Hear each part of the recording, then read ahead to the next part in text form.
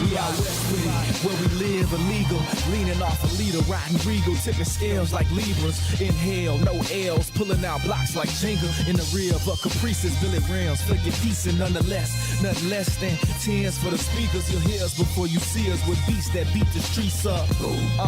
Yeah.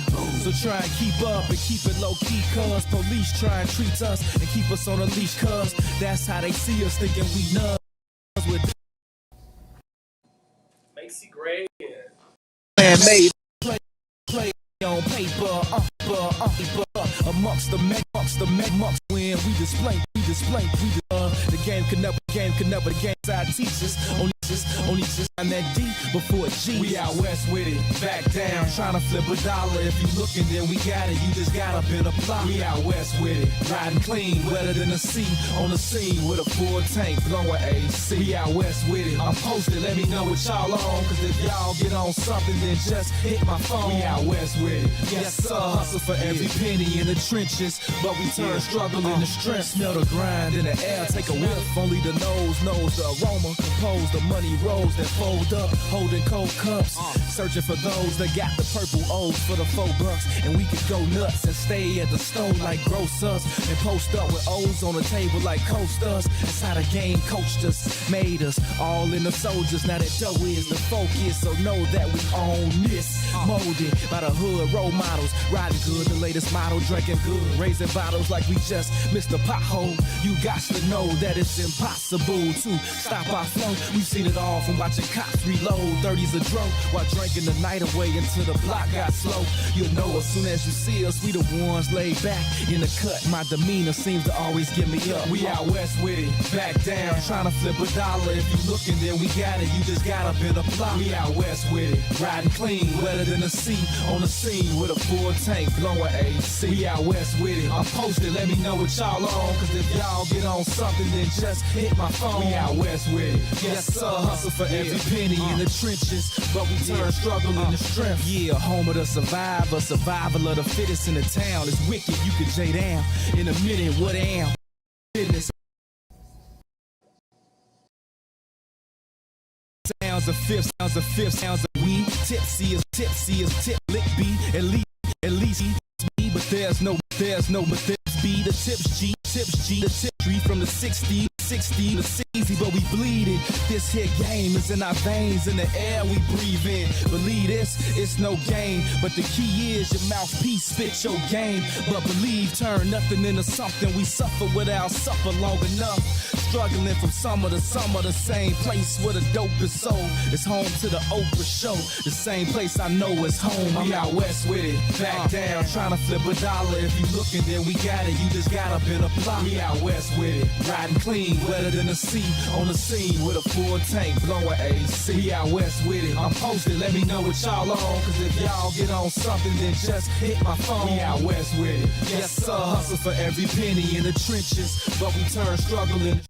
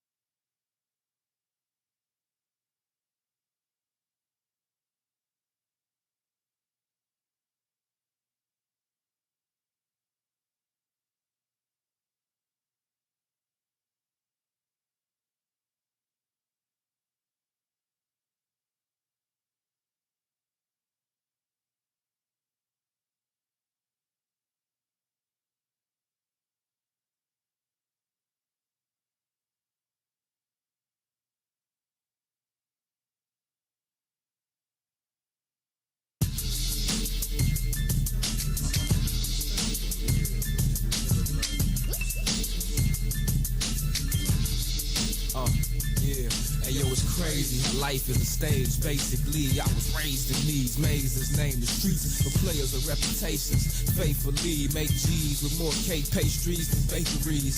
Deal with equations ranging from A to Z. Touch more bricks than Mason, serving like maitre d's. Pitching like we in the major leagues. Occasionally blazing bees, seeking that painful peace amongst a parade of fiends afraid to sleep.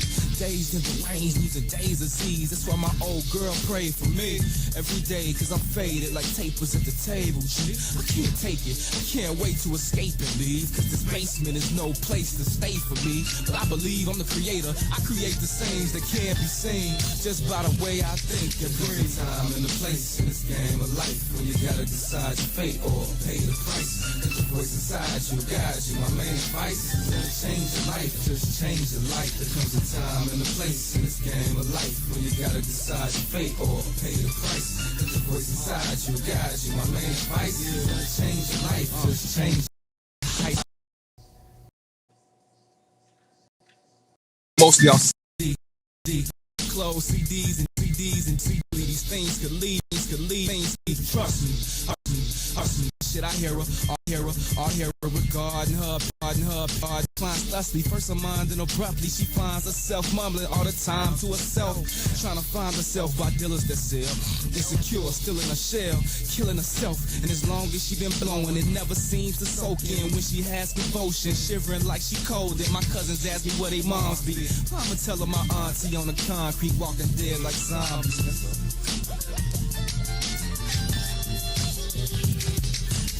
Time and a place in this game of life when you gotta decide your fate or pay the price. Let the voice inside you guide you. My main advice is to change your life, just change your life. There comes a time and a place in this game of life when you gotta decide your fate or pay the price. Let the voice inside you guide you. My main advice is to change your life, just change your life. I've been debating on rearranging my life. I'm at a different stage of the game in my life. This is why I listen when I'm praying at night for answers to the questions that I'm stressing to fight. Lord knows the fortune is a goal, but I'm not forcing my soul to be sold between the forks in the road.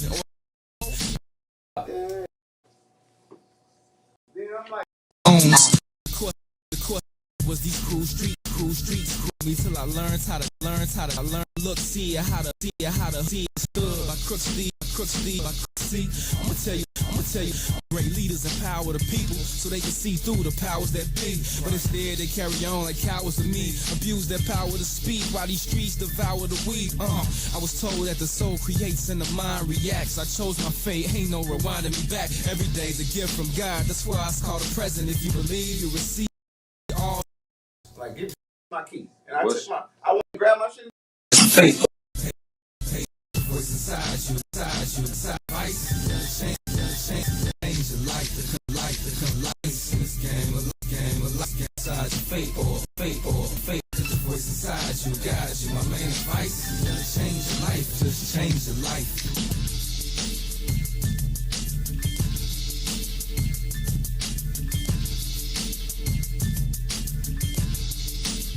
Monkey, keep it funky, I. Monkey, keep it funky, I. Take notice, the Entourage DJs are taking over the game. The Midwest invasion is here, and the true Midwest mixtape king is giving it to you. It's DJ G-Spot banging your mixtapes right now. You are now listening to the mixtape. DJ G-Spot and Mix Loop, Chi-Town's finest. Definitely representing South Side, West Side, stand up. Yeah, they honor my persona. Price gone. And like, you know, the thing under the bump. Is that of a vengeance is endless, it's like a condom, for I'm knocking it, I'm loaded by the force, cut a fumble, I'm putting up, I'm be in the garden. My thoughts is thoughtless as I talk shit, and there's nothing as heartless as my heart lies deeper than the darkness that dwells where the sharks live. You sleeping with the fishes, we're surfing with the marlins. On the surface, I'll unleash the carnage till you surf, till you starving, searching for a they talking framework, nigga. Smart, and they ain't talking about talkers in the summer. Y'all ain't something. I'm wolfing in the wolf in the grass. Y'all ain't talking about. I ain't buying. trying to hear that dumb shit you kicking. Y'all ain't talking about shit. Find yourself some business, get yourself a life, and sit down, motherfuckers. Y'all ain't talking about shit. Unlike the players, y'all engage in betrayal. So brave, do anything for the day they can slay you. So devious, even if you can't even see the hate. I don't need to plead my case till you please. I seize the day. Feast That shit to be being impatient. a vision of perfection in my face. Tease me with grease. Defeat no will I can know these conceited can see my pace. My intrigue and display that intrigues the brain. There's nothing left to say. Hands down, I lure them to attack like Cassius. The allure of a champion with my banner in the rafters. Topic of discussion, they ain't talking about nothing. Keep their noses in the sun. Y'all ain't talking about shit. I hear them wolfing in the whispers, snakes in the grass. We ain't thinking about your ass. Y'all ain't talking about shit. Fucking lying, I ain't lying. Ain't nobody even trying to hear that dumb shit you kicking. Y'all ain't talking about shit. Find yourself some business, get yourself a life, and sit down, motherfuckers. Y'all ain't talking about shit. Introducing your trusted source for high-quality black emojis, better known as Blackmoji. We believe black is beautiful, and that beauty should be reflected in the digital market. Now there is an app that does just that, starting with Black Greek letter organizations. Blackmoji D9 offers more than an emoji app. It is a cultural experience of black excellence. Download the app in the Apple or Google Play Store to access a specially curated catalog of emojis representing the Divine Nine. Use social cause about esteemed blaze the trail of black. A portion of goes toward a scholarship strictly for members of organizations to help keep the legacy alive. Download the Blackmoji app today. We all remember our life before COVID-19. The parades, the lakefront barbecues, taste of Chicago, the happy hours, and most importantly, loving those unforgettable moments with our friends and families. Getting Chicago vaccinated is what will make the activities we miss safe for everyone. So let's get back to it, Chicago. Let's come together to end this pandemic. Find your vaccine at chi.gov/COVIDvax.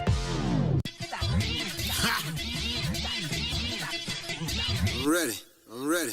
I ain't fucking with them busters, I ain't fucking with them bluffing ass, nothing ass motherfuckers neither. So when you catch me at the show, this shit ain't just for show. So I gave my nigga Lou the Desert Eagle. Then it's right back on the grind. I hustle till I shine. I don't hear no fear, no evil.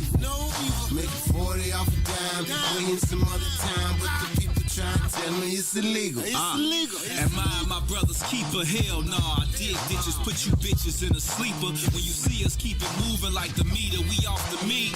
Meet me at the meeting to miss your beat while I'm riding off, smelling like Sunny D. Imperial like the pyramid. As I push the pen again, my experiences appearing Shakespearean. So passes with no interference when I send them in. If you mention him, then you mention in the syndicate. The inventor of that vintage lit. You know who get the busiest? Sawbucks, double nickel, 55th. Look, I'm a businessman. I can't let these busybodies hear me in. Hence, simply put, I put an end to them. You want risky, come with me. It's done quickly. This is Chi-Town, Joe. The bros and the folks with me. Home of Tao, Coats and these.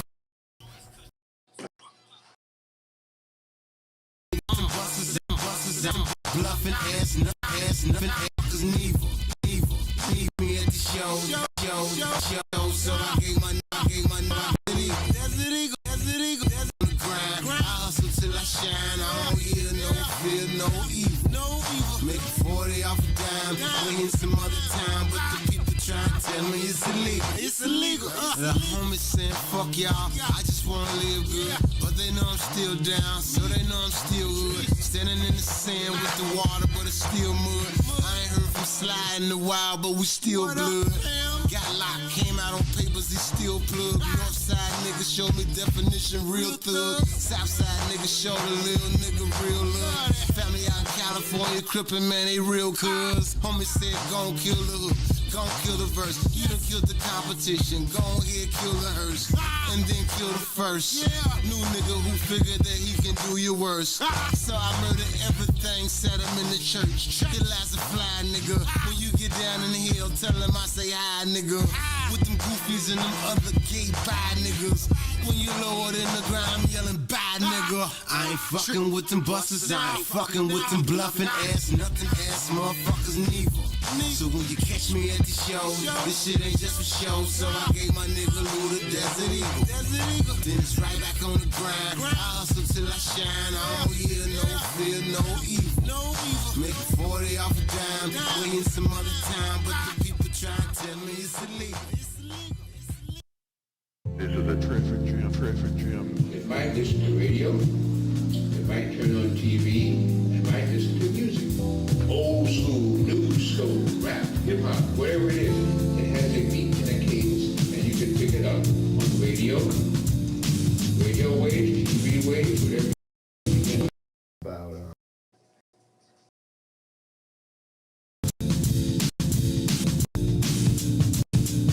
Same rap, facts. Check it, look, same rap, just rap. Too many of us down where the fuck I'm at. Niggas so far gone that they can't come back. Got cut with buck 50s or bust from the gap. Just another body done on the map. Just another statistic, just another stat. Just another color, just another black, just another brother under. Understand that? Nah, not really, but it seems I'm being forced. Growing up in the G, seen it from the front porch.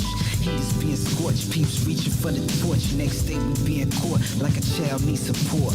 Can I get away, midway airport? Days like this, wish I was in the Air Force. Out there, beat the devil, can't dare be cold. Don't need to write it down, just share me those. This ain't rap. No, this ain't rap. No, this ain't rap. Just discussing the facts. Too many of us stand where the fuck I'm at. This ain't rap. No, this ain't rap. No, this ain't rap. Just discussing the facts. Look, check it. This ain't rap. Just kicking the actuals. Revolutionized rebel, I'm a radical. Before you, after you. BCAC attitude. Do what I wanna do after what I had to do. Cops telling me to freeze cause they ain't half as cool. Man, it's a weapon, you don't have to blast the tube. Shorties lack knowledge, they at bad schools. Ain't have a penny for they thoughts, had bad food. Saying no drugs as if it's from Baton Rouge. Yet I smoke good, stay out of bad moods. Hopefully the good does outweigh the bad news. We all remember our life before COVID-19. The parades, the lakefront barbecues, taste of Chicago, the happy hours, and most importantly, loving those unforgettable moments with our friends and families. Getting Chicago vaccinated is what will make the activities we miss safe for everyone. So let's get back to it, Chicago. Let's come together to end this pandemic. Find your vaccine at chi.gov/COVIDvax. Dame Lillard, and I'm rocking with the Bigs. Hey, this is Jason Kidd, and we're rocking with the Bigs. I'm Chris Bryant from the Chicago Cubs, and I'm rocking with the Bigs. This is Mark Cuban, Dallas Mavericks. We're rocking with the WIIFTBP. Live from What's in It for the Black Media Studio, you're listening to The Bigs with Eugene McIntosh and Terrence Tomlin. Let's begin now. They calling us the bigs, it's the bigs, but not because our size, it's the bigs.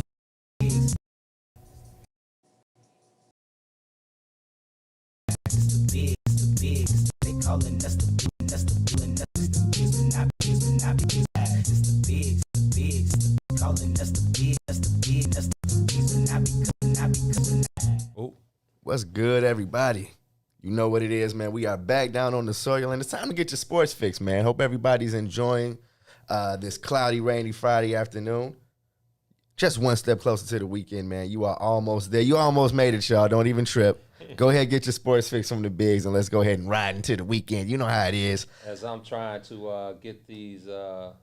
trying to get us on the right. TV screen. I was T. Tomlin for a minute, man. I'm like, hold on, I ain't T. Tom, Joe. Let me get this right. Hey, man, I've been on a good streak, man. I ain't messed up no days in a minute. I've been on point, Gino. So But you already know what it is. I'm your man T-Tom coming to you as usual with my brother Gino. What's good, man? What's the Benoski? It is all good, man. We're coming off a nice sports evening. I woke up to some news that it was a very special day on the Cubs beat. I know you got a chance to be on the Zooms and everything to talk about the Cubs no-hitter. I'll let you tell the people about that. We had Game 3 in the Western Conference Finals. Chris Paul made his return. And today we are getting ready for the White Sox to return back to the crib on the South Side. So I know it's a bunch of fans getting ready for tonight. No restrictions as far as fans going on the South Side, so I'm expecting guaranteed rate to be packed. I heard, I saw on my timeline people getting ready to do some tailgating in the parking lot tonight. So, wow. Yeah, Gino, it's going to be one of them days where I'm going to have to get to the game at least 90 minutes before, man, to get a good parking spot.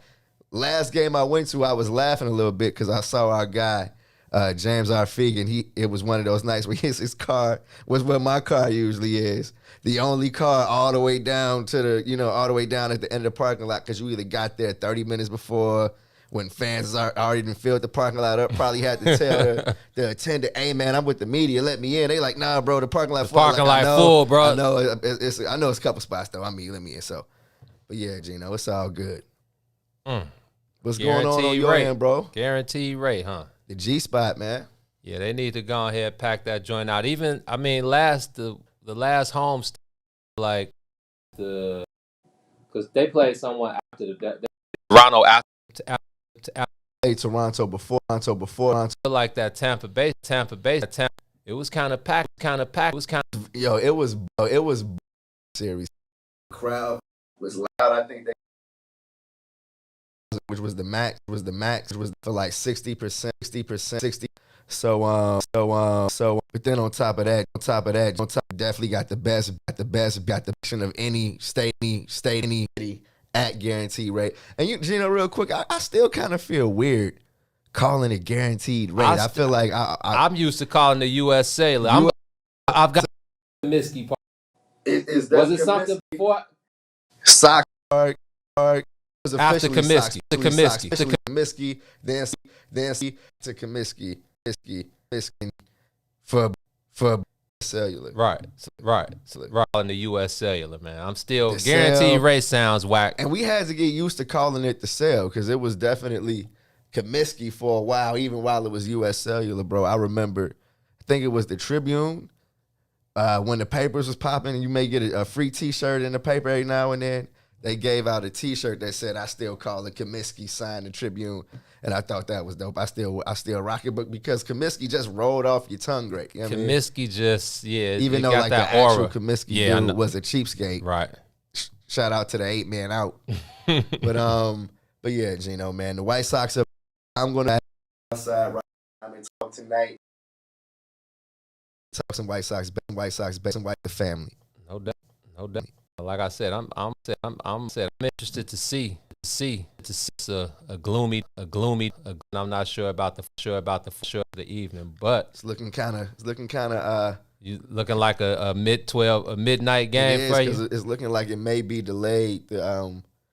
The second round of rain picks up right around 7:00, which is first pitch. So, okay. But then it clears up around 8:30. You know what I mean? So they definitely going to get this one in tonight. And then those rain. I don't think people understand about those rain delays because there's from the time that they pull the tarp up, it has to be at least a 30-second interval. So, I guess they do it off the forecast. They have like the best weather forecast.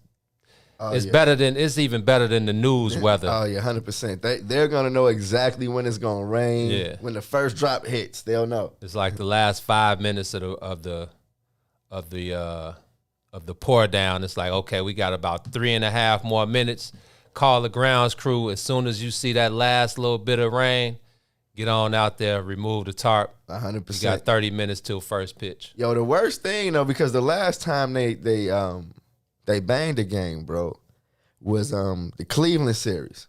Right after that New York series that they got swept in, they came home and had the Indians. And waited until like 15 minutes before the game, before first pitch to call it. So I'm there. I'm like, okay, I'm here. So I guessing we gonna get this one in, you know. They waited till 15 minutes before first pitch, then they send out the email, oh yeah, postponed until like 4 months from now. It's like, damn, but like, you had to get your 200 beer sales. Yes, in? bro. Like, yes, they gonna get their money, man. If they know that they got to call the game, it's like, man, let's lull these people to sleep. Let's make them think there's a chance of finishing they'll this buy game. their first round. Yeah, after the second and third rounds, send them home. Yeah, that's it. So I don't think we're getting that today. If it's anybody listening that's trying to come to the game, they took the restrictions off. I can come see you now. Yeah, I mean, I be getting texts and DMs like, bro, I'm at the game, come holler. I'm like, yeah, but S is on every level right by the elevator. S is not on nothing. Waiting for me to come down. So that's not going down no more. I took a trip around the concourse last time I was there. So yeah, man, come holler at your boy T on the south side at these White Sox games. First place White Sox. We'll see how far they can take it. It definitely does feel like another opening day kind of feel. Opening day 2.0. Reopening day, yeah. Opening day 2.0. Definitely has that feel. So I'm looking forward to it, bro.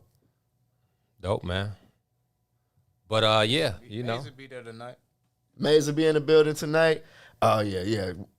Sorry, White Sox. I don't know if that means that's good luck or bad luck, Mays. Hopefully you bring some good luck, Mays, to the south side while you in the building. He in the comments too, man. Mays, bring some luck to the south side, man. Yeah, man. You may got to bring the young Mays. You got to bring Lil Mays to go ahead and get yeah, let's get Mays on in there, bro. We need some good luck. But yeah, history last night in Dodger Stadium. The brothers came through. And I knew it was going to be a special night last night when Javier Baez kicked off the top. Well, he didn't kick it off, but, you know, the brothers got on the board early in the top of the first. Raking season continued. Raking season for El Mago, man. The solo bomb in the top of one to get the brothers on the board first off of Walker Buehler, who's, you know, is usually Clayton Kershaw and what's my other guy's name out there? I forgot the other stud they got out there, but Walker Buehler has been the Dodgers' best pitcher for like the last 2 years. I think he was 7-0 going into last night's game. I think he hadn't lost a game since 2019. So it was cool to see. Damn. Yeah. It was cool to see, you know, Javi get the guys on the board in the first. And then I felt like, you know, jumping out, because you know how tough it is to win at Dodger Stadium. The Dodgers, even though they're in second place, I think, you know, they still got probably the most talent in the league. But yeah, shout out to Chris. No, I don't think it's Urias, man. I think they got somebody else. Walker Buehler, Clayton Kershaw, Jose Urias. It's somebody else. It's another righty, white guy, right hand. Pick it up for me, man. But the Los Angeles Dodgers. But it's starting rotation. Yeah, but Walker Buehler has been the best pitcher for the Dodgers. So coming in 7-0, you know, the odds were definitely LA -1.5. So I mean, anybody in their right mind, with the way the Cubs have been struggling at the dish lately, you know, you feel like the Dodgers had a huge chance to win. But when Javi got the guys off to a good start last night, I'm like, okay. After that first inning, when I saw Zach Davies kind of handle Mookie Betts and Cody Bellinger and Max Muncy and those guys, you know, it looked like it could be a pretty good evening. So, I mean, he did have control issues. I think he may have walked five guys. They had 8 walks in total. But see, my brother left that out of the group chat this morning, bro. You didn't tell me it was 8 walks in the game too. Yeah, there were 8 walks. Zach Davies, he was kind of all over the place, and I'm gonna get to him in a second because I noticed something from my vantage point from the, you know, watching on TV. You know, we usually at the ballpark. We got TVs, but we're usually focused on the field. You don't get the sound. The sound, everything, yeah. Right. So from my vantage point, I had noticed something from Zach. Matter of fact, Ron Rilla, am I rolled it up over there? Queued up? Yeah, I'm going to play it now, and then we can get to what happened in the game last night. Zach, what was the key to your success tonight? It looked like, from our vantage point, it looked like you established that in a third of the plate more than you had all year. Yeah, early on, mechanics were a little bit out of whack, throwing a lot of pitches, you know, walking a lot of guys, and I think that obviously contributed to the high pitch count. But settling down, taking a little bit more time within my motion, and being able to place the ball inside on a lot of guys. That was definitely a key. Hitters try and the play a mix of fastball, cutter, or some over the plate that they play. So being able to both left, definitely a key for 90. Stay in on their hands and stay away from the barrel. And you know, guys making plays. I know KB made a few over there that when I turned, you know, being in position and just kind of normal for him defensively. But at the same time, especially when you're pitching, you enjoy ball hit that way, and he makes a few steps and ranging play. It definitely is comforting to see. Zach, how often do you see? So again, like I said, I watched Zach Davies, and he's one of those guys. Him and Kyle Hendricks, they're like similar in stuff, velo wise, and you know, having to use each third of the plate, all 4 quadrants of the plate. Command really being the biggest. Yeah, both success.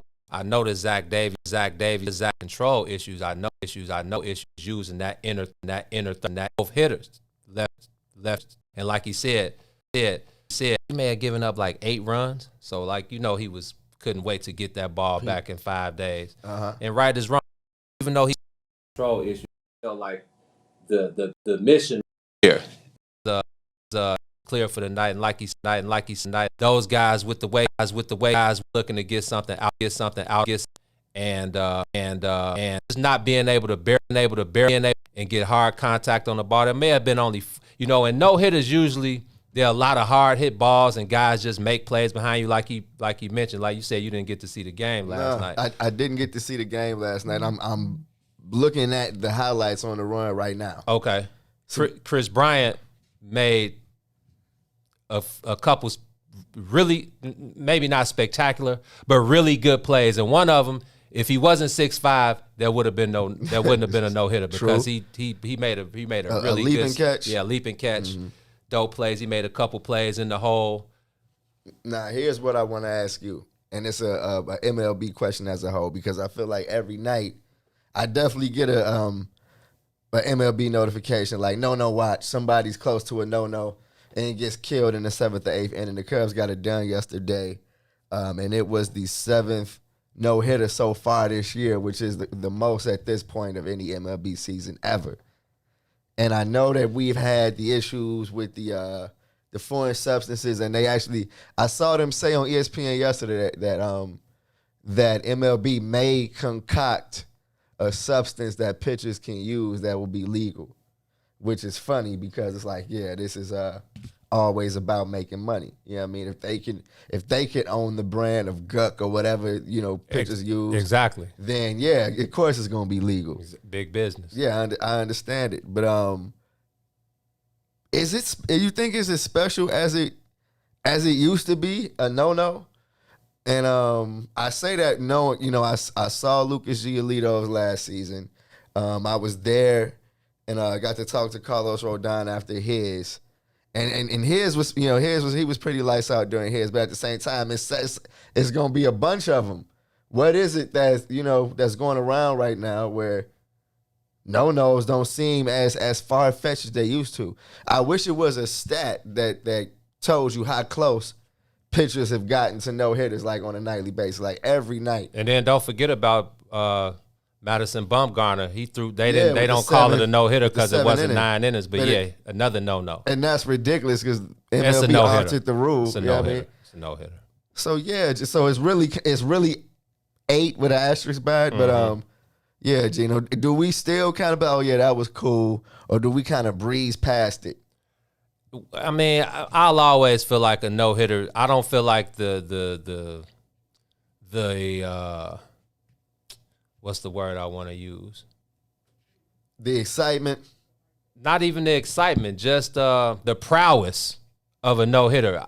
You can't lose sight of no-hit baseball, bro. Like, that's still a very tough feat. Now, obviously, You know, there have been career low batting averages this year.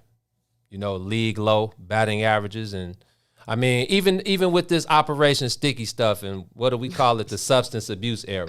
I like Operation Sticky stuff. Yeah. You've seen how it worked just over the last couple weeks. You've seen Garrett Cole, for example, for the Yankees. He ain't throwing the same pitches that he was a month ago. 100%. So, yep. And then you see how these guys are affected by the new rules, by the new the rules that they applied Monday, where you getting checked. You don't know when you're gonna get checked. Max Scherzer got checked every inning, which is ridiculous. It got to be some type of cap on it. Sergio Romo, you saw him come and just drop his draw. You know. Okay, I'm just you think you should know they're getting checked? Definitely know when. You know. Well, not. I know I can throw it in. You know what I mean? Or before. I'm gonna find a way to do it. So the Max Scherzer and Joe Girardi situation. You know, that's what I want to ask you now. It's like, okay, now where do you put it now? If I'm wicked, I put it wherever I can. I put it on my hair. I put it in my head. Like Joe Girardi said when his hair? Max Scherzer went to his hair. It's hair gel. Shout out to Something About Mary Jo. I know you probably watch it. But you're allowed to use sweat. MLB rules allow you to use sweat. Mm-hmm. So, hey, man. Let me see your glove, your belt, your jersey. It's under my hat, fool. Exactly. Yeah. I feel like what you said is probably, you know, the conversation that's going on behind closed seats. Like, all right, where can we put it now, guys? Whatever. Because you can't let something like that, affect your, in the middle of the season, you're used to it. I'm sure, like I said, Matt, Joe Girardi said, he's touching his hair now. And Joe Girardi's on point. He's like, hold on, player. So shout out to the guys now that probably finding other ways to get through it. Shout out to Sid. Sid always comes through in the clutch. Shout out to View. I was asking about the starter in the Dodgers. So how could I forget? I was gonna come with it. Come with the rotation. Oh, Ron Rilla back there. Rilla down the boards. It's all boards. But I forget. Power. Oh yeah. Exactly. Like how could we I forget Trevor Bauer? So shout out to Sid. But back to the no-hitter with the Cubs and just a little more Cubs info as well. So like I said, Trevor Bauer, Clayton Kershaw, and Jose Urias are usually the guys getting that part of the rotational coverage. Trevor Bauer's always in the news for being outspoken or doing something outlandish or something. Saying some wild, crazy, yeah. He's actually a great pitcher. 100%. So, but I'm saying Walker Buehler's been the best pitcher for the Dodgers. So seeing the way the brothers got off early on him, Javi with the bomb, Willie, man, bro, Wilson Contreras continues to wow me. Okay. Now, you start bring me up bring me up to speed. What's going on with Ill Will? Just because catching is the toughest position in baseball. Willie has caught the most innings in baseball for like the last 2 years. You know the Cubs are very thin at the behind the plate. Yeah, no more Caratini. Caratini. Austin Romine, who they felt like was going to be Willie's backup, he's on a 60-day IL with a wrist injury. They've had PJ Higgins. The other guy from last week, like pedestrians, but AAA guys, just giving them my opportunity, and it's a tough job. Baseball is a tough job anyway, and I always told you, catching, calling a game, bro. Like I'm saying, Willie, it amazes me how we talk about it. Willie is a guy who he wears his emotions on his sleeve. He's always the energy he has is what gets me. He used to be the youngest cat on the team, but I feel like he's the longest tenured. Is he the longest tenured? He came up in the organization. Rizzo in the org. Yes, Rizzo came from the Padres. Yes, Willie is the longest tenured Cub. That's crazy. So, and I was gonna wait a couple days. I was gonna ask Rossi last night, but they were trying to get so many people on the call because of the no-hitter. Everybody that was involved. But I was gonna ask because Rossi talked about. Looking at the guys, looking at them as a whole, and making sure he got guys days off as he felt the need. And I wanted to ask him, being a catcher and being in that position, you know, way back, well, not way back, a few years removed, but being a major league catcher,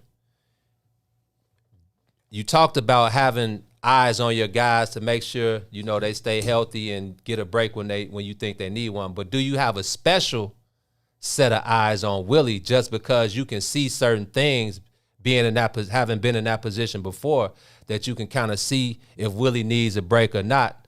I'm going to wait to ask him that. I want to give Willie a few more games, but I'm just amazed at how much energy he has, how much better he's gotten behind the plate, being able to call those games. It's just a number of things. But, again, Willie is just one of the guys who I would have given the game ball to last night. Zach Davies went 6 innings. Like I said, he gave up 5 walks, but no hit those guys through 6. And then we call him. We got to think of a name for him. You know, it's the big 3, the 3-headed monster, 3 the hard way, all of those things. But we need some original for him. If Dave Roberts, who's going to coach the NL All-Star team, if he wants to shore up a victory for his All-Star team, go ahead, grab Ryan Tepera, Andrew Chafin, and Craig Kimbrell and bring them to Denver with you, because those guys are out of control, man. But the number Chafin with the mustache, bro, the sheriff mustache is always great. Check it out. None of those guys said they knew there was a no-no going on. They just coming in to do their job. Just coming in bro. out of the bullpen. So yes. so Ryan. When's the last time Kimbrell gave up anything? They've given up 1 run combined in the last 53.3 innings. Stop it.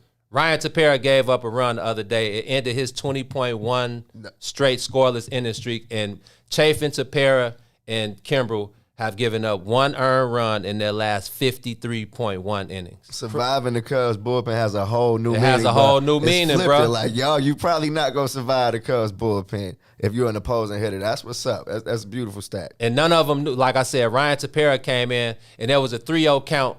So we asked Tepera, and he's like, man, I didn't know. Because we were wondering, it was a 3-0 count, and he threw a 3-0 slider. Oh. And yeah, Joe. That's rare. Who did he get? Like, he said Willie called it, and he shook him off. Willie threw it down again. He shook him off again. Willie threw it down again, and he was like, "Oh, okay, well, I'm throwing the slider." 3-0 slider, and he ended up walking whoever it was.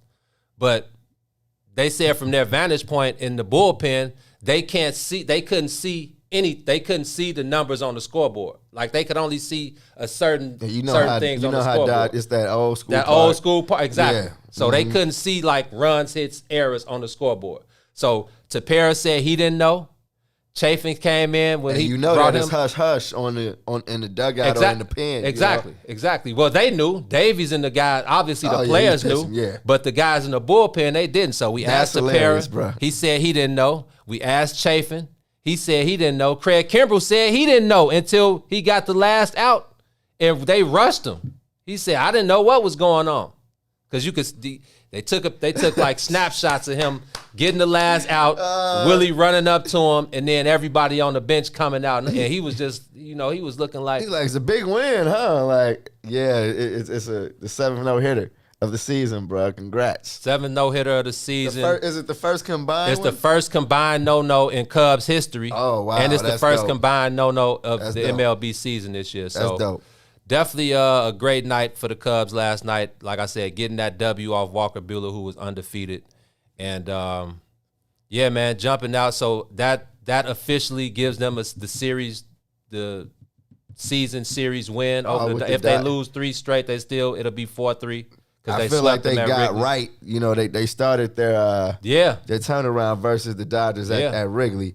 So, then you come and get the no-hitter versus these guys now. How are the Dodgers playing? I know they just got swept by the Padres. They got swept by the Padres. I think they're 4 games. They were tied in that series for first. So they got swept. So now they're probably 4.5 back. Not sure if San Diego played last night, but if they didn't, they're 4.5 back in second place behind the Giants. Yeah.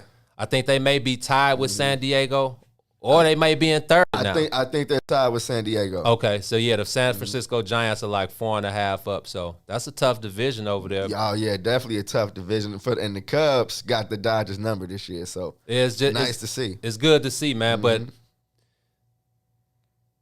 there's one.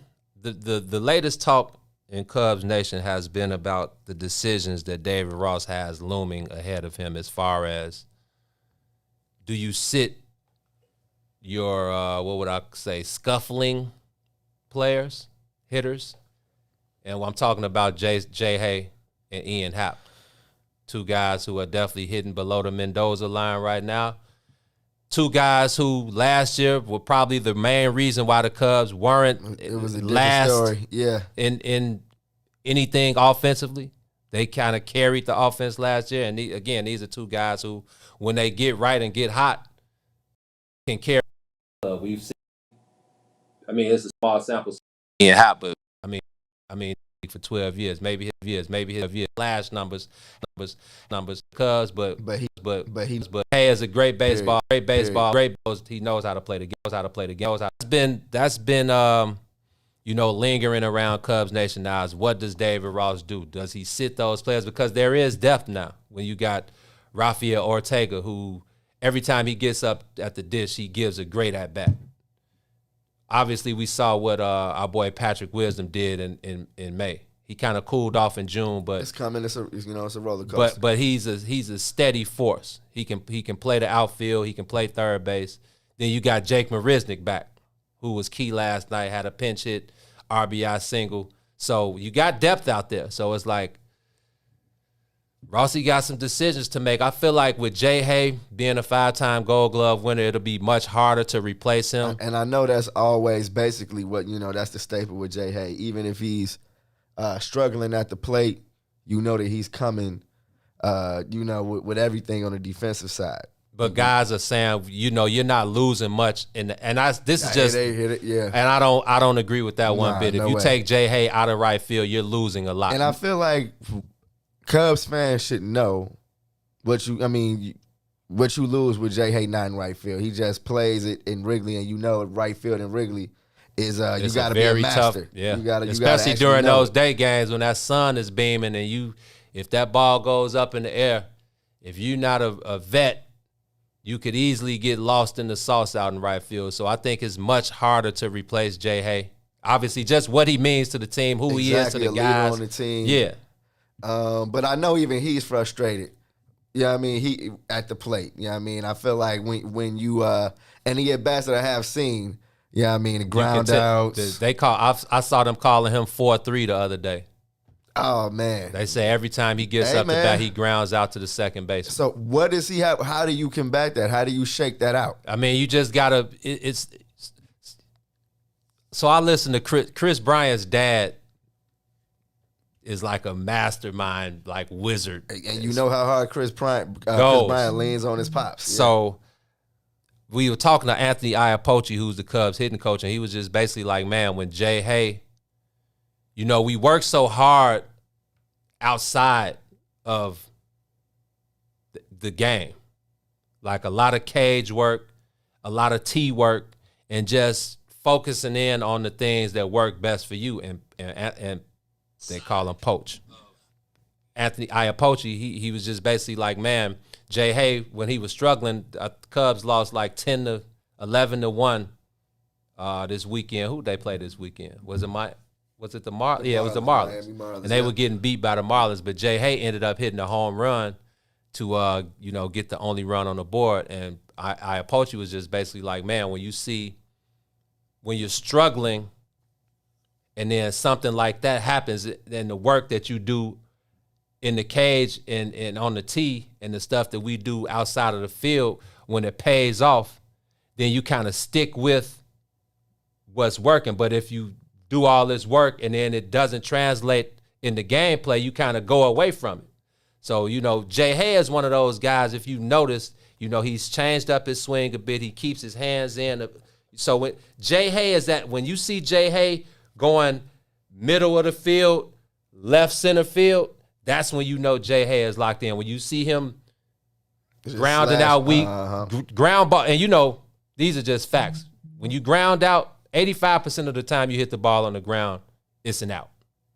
So it was funny. I laughed when I saw them calling him 4-3 because it's true. Most of the time, Jay Hay grounds out sometimes he barrels it up, hits it to second base, but a lot of the time it's soft contact. Yesterday was the same thing. He ended up with 2 hits, but it was the same thing. He ended up beating out an infield single. One of them, Chris Taylor, ended up trying to make a great play, threw it over the first baseman's head. Jay Hay ended up getting the second, and that's when that rally started. Marisnik with the pinch hit single brought him in. So I feel like it would be easier if you wanted to go that route with Ian Happ, because there is that depth out there. Jake Marisnik is a great outfielder. Speed, you're not missing anything. So it's just interesting. And then again, the infield, when you get Bodie back, when you get Duffy back, when you get Nico back, those at-bats, the approaches, the pitches those guys are going to see. It's missing. It's obvious that it's missing. And I'm not going to put it all on that, the Cubs' recent offensive struggles, but it's obvious that they're missing those at-bats. It kind of reminds me of like Ben Zobrist and Dex when those guys were here. It was like those were guys that you could lean on. They were going to see different pitches. They were, the approach was different. They sprayed the ball. They used the entire field. And I feel like Nico and Matt Duffy were doing just that. Obviously, David Bodie was struggling. I think he was hitting like high ones, 185, 190. But he's a threat, especially when you bring him off the bench. He's a threat to go deep. Mm-hmm. He mastered that pinch hitting role. So absolutely. I just want to see what Rossi does, because he's done a great job so far with, getting those guys opportunities, keeping the guys fresh. Chris Bryant, being able to play all over the field. So give David Ross some credit. Tough decision. If you had conversation before the session, we thought we gonna be sellers at the seller, and all of that flipped. When you say they got depth and they can find ways to actually improve without making the move, those are good problems to have. So like you said, it's probably a little harder to replace or sit Jay Hay. But if they kind of seesaw it a little bit more often, I wouldn't be surprised at that. You know what I mean? If Jay Hay gets a couple of off days here and a couple of more off days here and there, maybe taken out of the game a little bit, for pinch hitters a little bit earlier. I mean, you see what you can do, but you definitely probably want to keep his defense in there every day. Right, so, right. Oh, now we good for a break, Gino? Man. It's almost there, man. Let's go ahead and take our first break. When we come back on the other side, man, we got NBA talk to get to, man. We got Scotty and KD. Oh man. And I got halfway through that GQ interview yesterday before I had to stop. Okay, I didn't even read. I just took the KD and Scotty little quotes, and I left it at that. Scotty got a book coming out, of course, at the end of the year. No wonder. Exactly. That Scottie Pippen has something to say. So he definitely is saying some stuff. But Gino, for Trae Young, bro. That's what I'm saying. We got Trae NBA Young talk to get to. Rick Carlisle, Ime Udoka. The Mavericks, Jason Kidd. They hired J Kidd, or that's Woj said that it's gonna happen. That's And Michael, they gonna get Mike Finley. They gonna move Mike Finley up. No, they said the homie from they've been talking to the ex Nike exec. I gotta get his name, but yeah. On that note, man, Ron Rilla, take us to break. You're on the soil with the Bigs. WIIFTBP. WIIFTBP. Media's just for you and me. WIIFTBP. Media's just for you and me.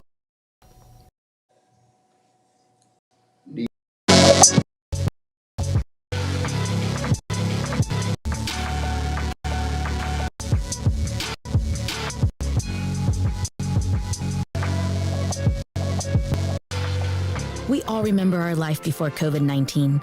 The parades, the lakefront barbecues, taste of Chicago, the happy hours, and most importantly, loving those unforgettable moments with our friends and families. Getting Chicago vaccinated is what will make the activities we miss safe for everyone. So let's get back to it, Chicago. Let's Sound like a nigga.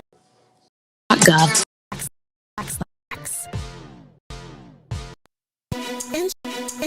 The source for black emojis, black emoji. We believe black is beautiful, and that beauty should be reflected in the digital market. Now there is an app that does just that, starting with Black Greek letter organizations. Blackmoji D9 offers more than an emoji app. It is a cultural experience of Black excellence. Download the app in the Apple or Google Play Store to access a specially curated catalog of emojis representing the divine. And I think it was Jason Kidd. And learn Black Greek members who blame member history. Every subscription goes for funds specific Greek letter organizations to help keep the legacy alive. Download the Blackmoji app today.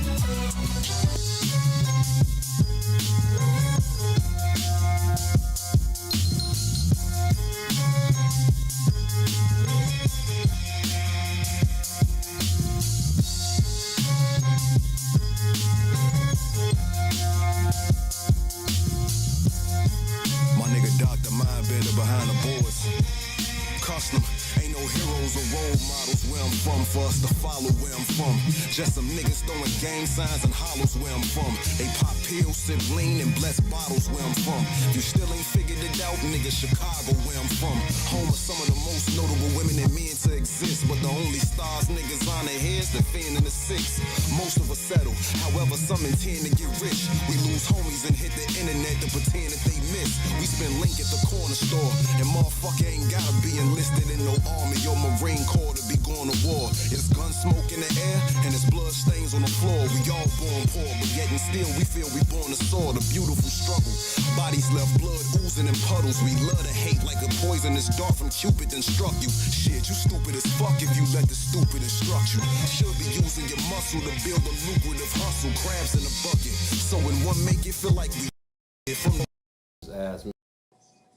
the clucks chasing they last high. The shorties throw up middle fingers when the low pass by.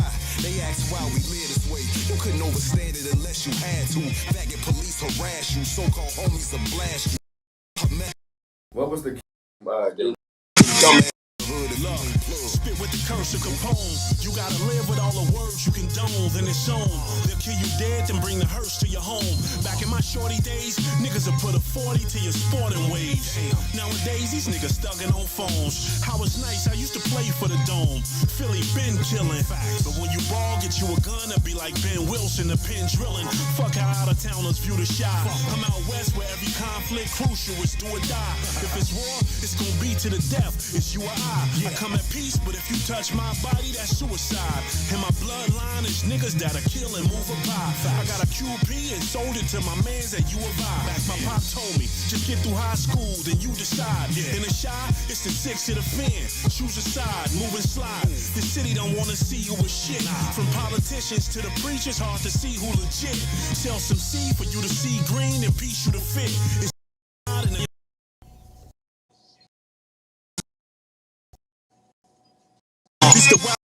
back on the soil. I was talking to Gino about the Io Dosumu Illinois lottery billboard that's on 290.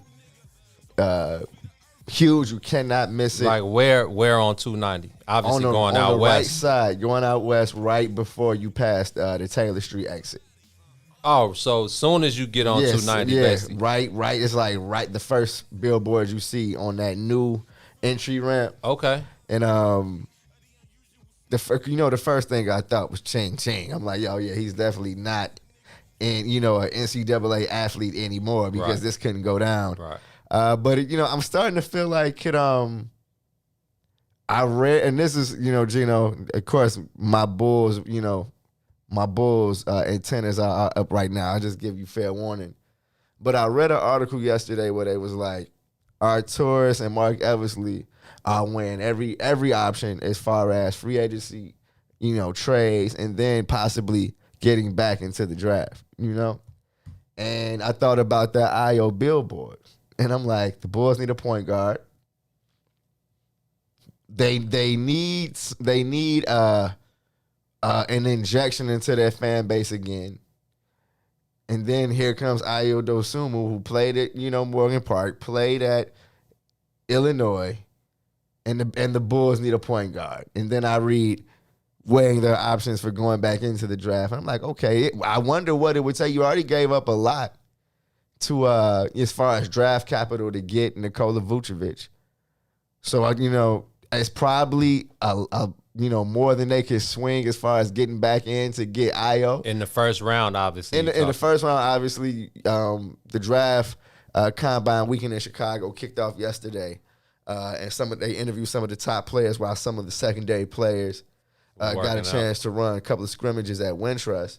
Was this live? Were we able to watch this? This was live on ESPN2. Oh, really? This was on ESPN2 during right before the Suns Clippers game. Oh, okay. So you had our boy Maker from Howard. He entered. Oh yeah, he entered and he played Maker. Yeah, McCord Maker played 3 scrimmages out of the 4. The cat from was it VC? What was the team that got the COVID? They got kicked out of the tournament because VCU. Of COVID. VCU. He came in and had energy, crazy, played great. Higgins or something. My bad. I wish I could remember his name. Played now. And they interviewed, what is probably potentially the top draft picks on the side, and Ayo got a chance to speak. And man, he spent all his time talking about how connected he is to Chicago still, and how happy he is to be home at the moment. I feel him. So I don't know if the universe is kind of starting to, twirl a little bit, but it would be cool to see Ayo, somehow in the Bulls jersey somehow, bro. I feel like when you look at the offseason for the Bulls, with Kobe White being hurt, I mean, I know they swung at Lonzo during the season, probably before the trade deadline, but who knows if they can land Lonzo? We'll see. I think all of that depends on the Lauri Markkanen situation. You got to free up some space. That's right. His name is we can't even say his name in my group chat, Gino. It's like, the finisher. Yeah, the finisher. No, I don't even. He dude from Finland. Yeah, exactly. Buddy ass. 100%, bro. Please, if the Bulls end up signing him, bro. No, he got to go. They got to create some space. They got to because it's all about Zach LaVine, bro. Whether you like it or not, whether you think he's a max player or not, it's all about Zach LaVine going forward. And you got to think about what's going on. And I don't really I'm a homer. Bulls or nothing. C-Red, yep. Bear, Bulls Nation, whatever other hashtag you want to use. But I'm a realist, and I'm not gonna let my homer in my. So what's the real deal with the Bulls, G? I mean, you just got to think. But let's be real here about him and Vucevic. So obviously the Bulls signed Vooch because they think it's time to win. So you signed another All-Star to pair with Zach. Obviously they didn't have enough time, which no team did. All teams were faced with the same. That. Yeah, every team went through the same thing. So. I mean, there's no excuses, but they didn't have time to practice. They didn't have time to really gel together. Those are just facts. Yeah, those are facts. Mm-hmm. But when you look at this thing going forward, so I'm looking at it from 2 sides. So it's like, okay, as far as the move was concerned, it's like, okay, we give up. We've gotten the 7th pick for the last 4 out of 5 years. It's like, okay, we're tired of getting that 7th pick and then wondering what this pick is going to be in 3 years. So it's like, okay. Scrap it. If we happen to get the top 4 pick, cool, but that's, the odds of it. They wasn't in our favor. Ended up not getting the top 4 pick. So now, okay, now you're looking to move forward. So now it's all about next season. Zach LaVine. Zach LaVine's going to be a free agent. Zach LaVine is going to be weighing his options. Obviously, Zach LaVine will be able to get the most money from the Bulls. But if I'm Zach LaVine and the trajectory of the team is not trajecting upward, if the Bulls start off next year regulation and end up somehow being Huff, taking a step backwards, I'm not coming back here, bro. Now on the Bulls front, see, now you're talking. You Zach LaVine leave and get nothing in return. So now you got to put him on the block. Period, Gino. So Kobe White. Is he even going to be ready for training camp? No. Exactly. No, he's not. So now what you talking about, Io, and now it's all about what Io look at these drafts. You know what? You know, I mean, I like Io. Let's keep it real. I like Io. I think he would be an asset to any team. I also feel like he would fit best from what I saw. I don't know how much better he's gotten since the tournament. I'm not gonna let that one tournament loss, cloud my judgment of Io. I think that was just something that happened on the fly. That they weren't ready as a team. I know one thing. I don't want to cut you off. No, it came back on him as the leader of the team. But I'm not going to let that cloud my judgment of him. I think his upside is there. I think I thought he would fit best with a team who's already set in their ways, and they're just looking to continue to add pieces not in a situation where he actually has to come in and immediately. And like they did Wendell Carter and these guys come into these situations, and you throw them right in the fire, and it's like, well, most guys ain't built for that. Get us some wins, kid. But I mean, who knows? I would love to see Io in a Bulls uniform, like you said. As much as he talked about still being connected to the city, and maybe his leadership qualities have stepped up, and maybe he can come right in and be an asset at the one for the Bulls if that's where they're headed. But it's all about Zach LaVine, bro, going forward. I 100% feel that, but I know it's about Zach LaVine. But you know what, Gino? You brought up the Kobe White injury, and I don't know if we're talking about it in the right context. I think that if we're being completely honest, it completely throws a monkey wrench in the Bulls' offseason plans. I'm reading it right now. He got the surgery on June 10th, and they said he would be reevaluated in 4 months. July, August, September, October. The season will be started. And that's when he'll be reevaluated. So maybe he'll get back. Ball activity is no set. But if he's as quick as they want, but this happened in a hoop, a random hoop. Bulls, it wasn't Bulls affiliated. That's the first thing they said. He went while he was away from the Bulls. So that's terrible. I feel like Kobe White was one of the top 2 players on the league. I mean, on the Bulls. That's like under the Ben Simmons act. Like, you better be working on your game this summer. Right. You know what I mean? And now he has to rehab. And how much working on your game can you do while you're trying to like heal? So. And then, like, he's not an option to move anymore because who's gonna trade for him when he's on the shelf? Right. It's just a huge obstacle that I wasn't anticipating, and of course, everybody in the was anticipating having to deal. And it makes it better to make your team better now, because now, Gene, that's why I said, what if do you look at Lowry differently now? As far as what? As far as his situation with the Bulls, do you go ahead and try to keep him? Or do you look for like a veteran? Is Rose, Kyle Lowry, Mike Conley? Like, I know we circled them, but are those really the guys now? And how much better do they make your team with Zach and Vooch? You know what I mean? So I don't know. Nah. I wish y'all see Gene's face now. Gene is completely unenthused, like, at all by what's going on with the Bulls. And honestly, G, I feel you. You know what I mean? They lost a bunch of games with Zach and Vooch, and yes, I know in the beginning they didn't have enough time to gel, but on top of that, Zach ended up getting hurt for a little bit. He had to spend some time out. He had the COVID protocol, but he was laboring around before that. Yeah. So I give him credit, and maybe we should definitely talk about it. Zach is going to be on the USA team, and maybe he's the guy on the team that ain't going to get a bunch of minutes. But how much do you think it would benefit his game just to be around that? You like, no, it don't matter. You know what, Gino? I looked at the roster, and I was Zach LaVine name sticks out as a cat. Like, oh, this man is he on the level as everybody else on this team? I know Kevin Love is there. Kevin Love is there? Kevin Love is there. What is this? Kevin Love did the Olympic? The Team USA selection. They solidified the roster a couple of days ago. Kevin Love pulled the the playing dead act that Blake Griffin played while he was in Detroit. Kevin Love was, you seen the Kevin Love highlights at the end of the season. The man was throwing the ball out of bounds, not even taking the ball out of bounds in Cleveland. So, hold on, let me. He's like, Team USA with KD, Dame, Bradley Beal, Jason Tatum, Dev, Zach, Kevin Love, Huff, Bam Adebayo, Draymond, Drew Holiday, Chris Middleton, and Jeremy Grant. Drew Holiday, okay. Jeremy Grant had a. Jeremy Grant, he replaced James Harden. Okay, and I know he was in a running.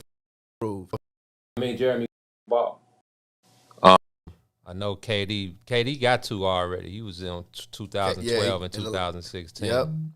Draymond was on the 2016 squad. No Chris Paul. He did. Chris Paul.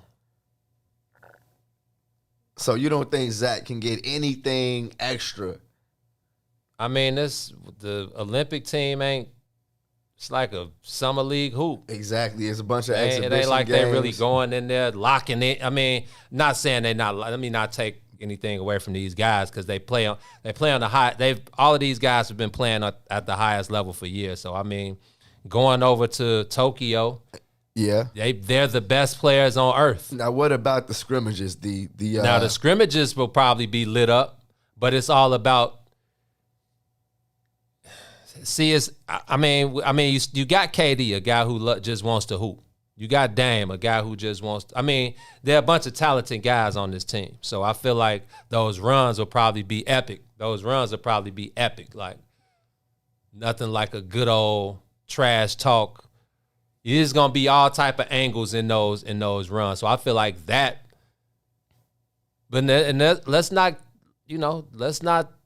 take for granted those other pros that are going to be playing on all these other world teams. 100%, yeah. Because you'll come in and think it's sweet and they'll catch you slipping.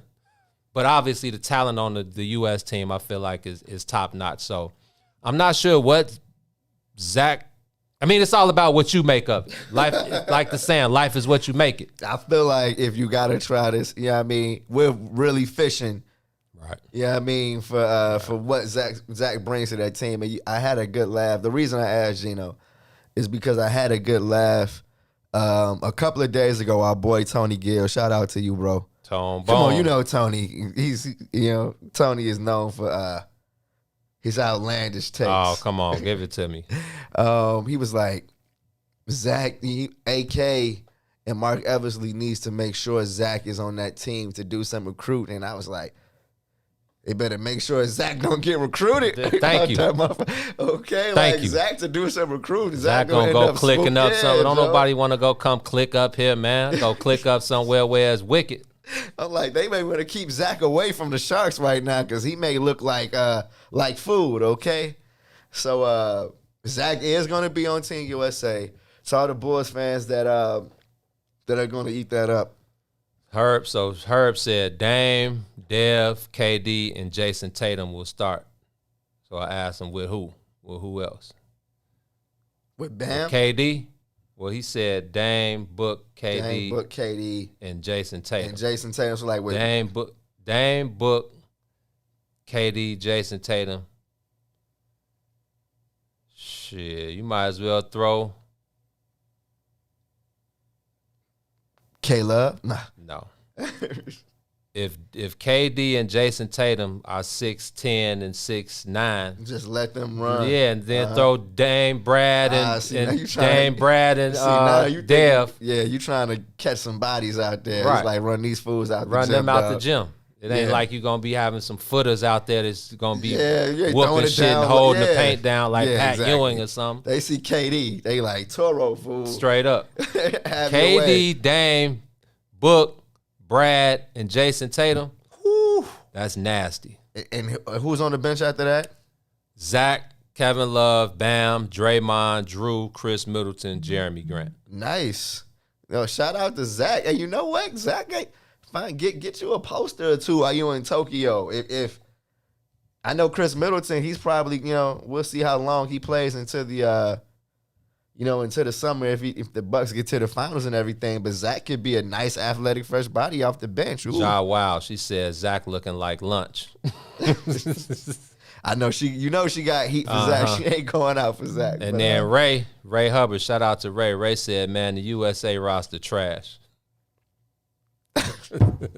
It's like, well, who else is going to be on? KD and LeBron, AD, and James Harden, Chris Paul. I mean, Giannis ain't from here, so it's like, who else is going to be on the squad?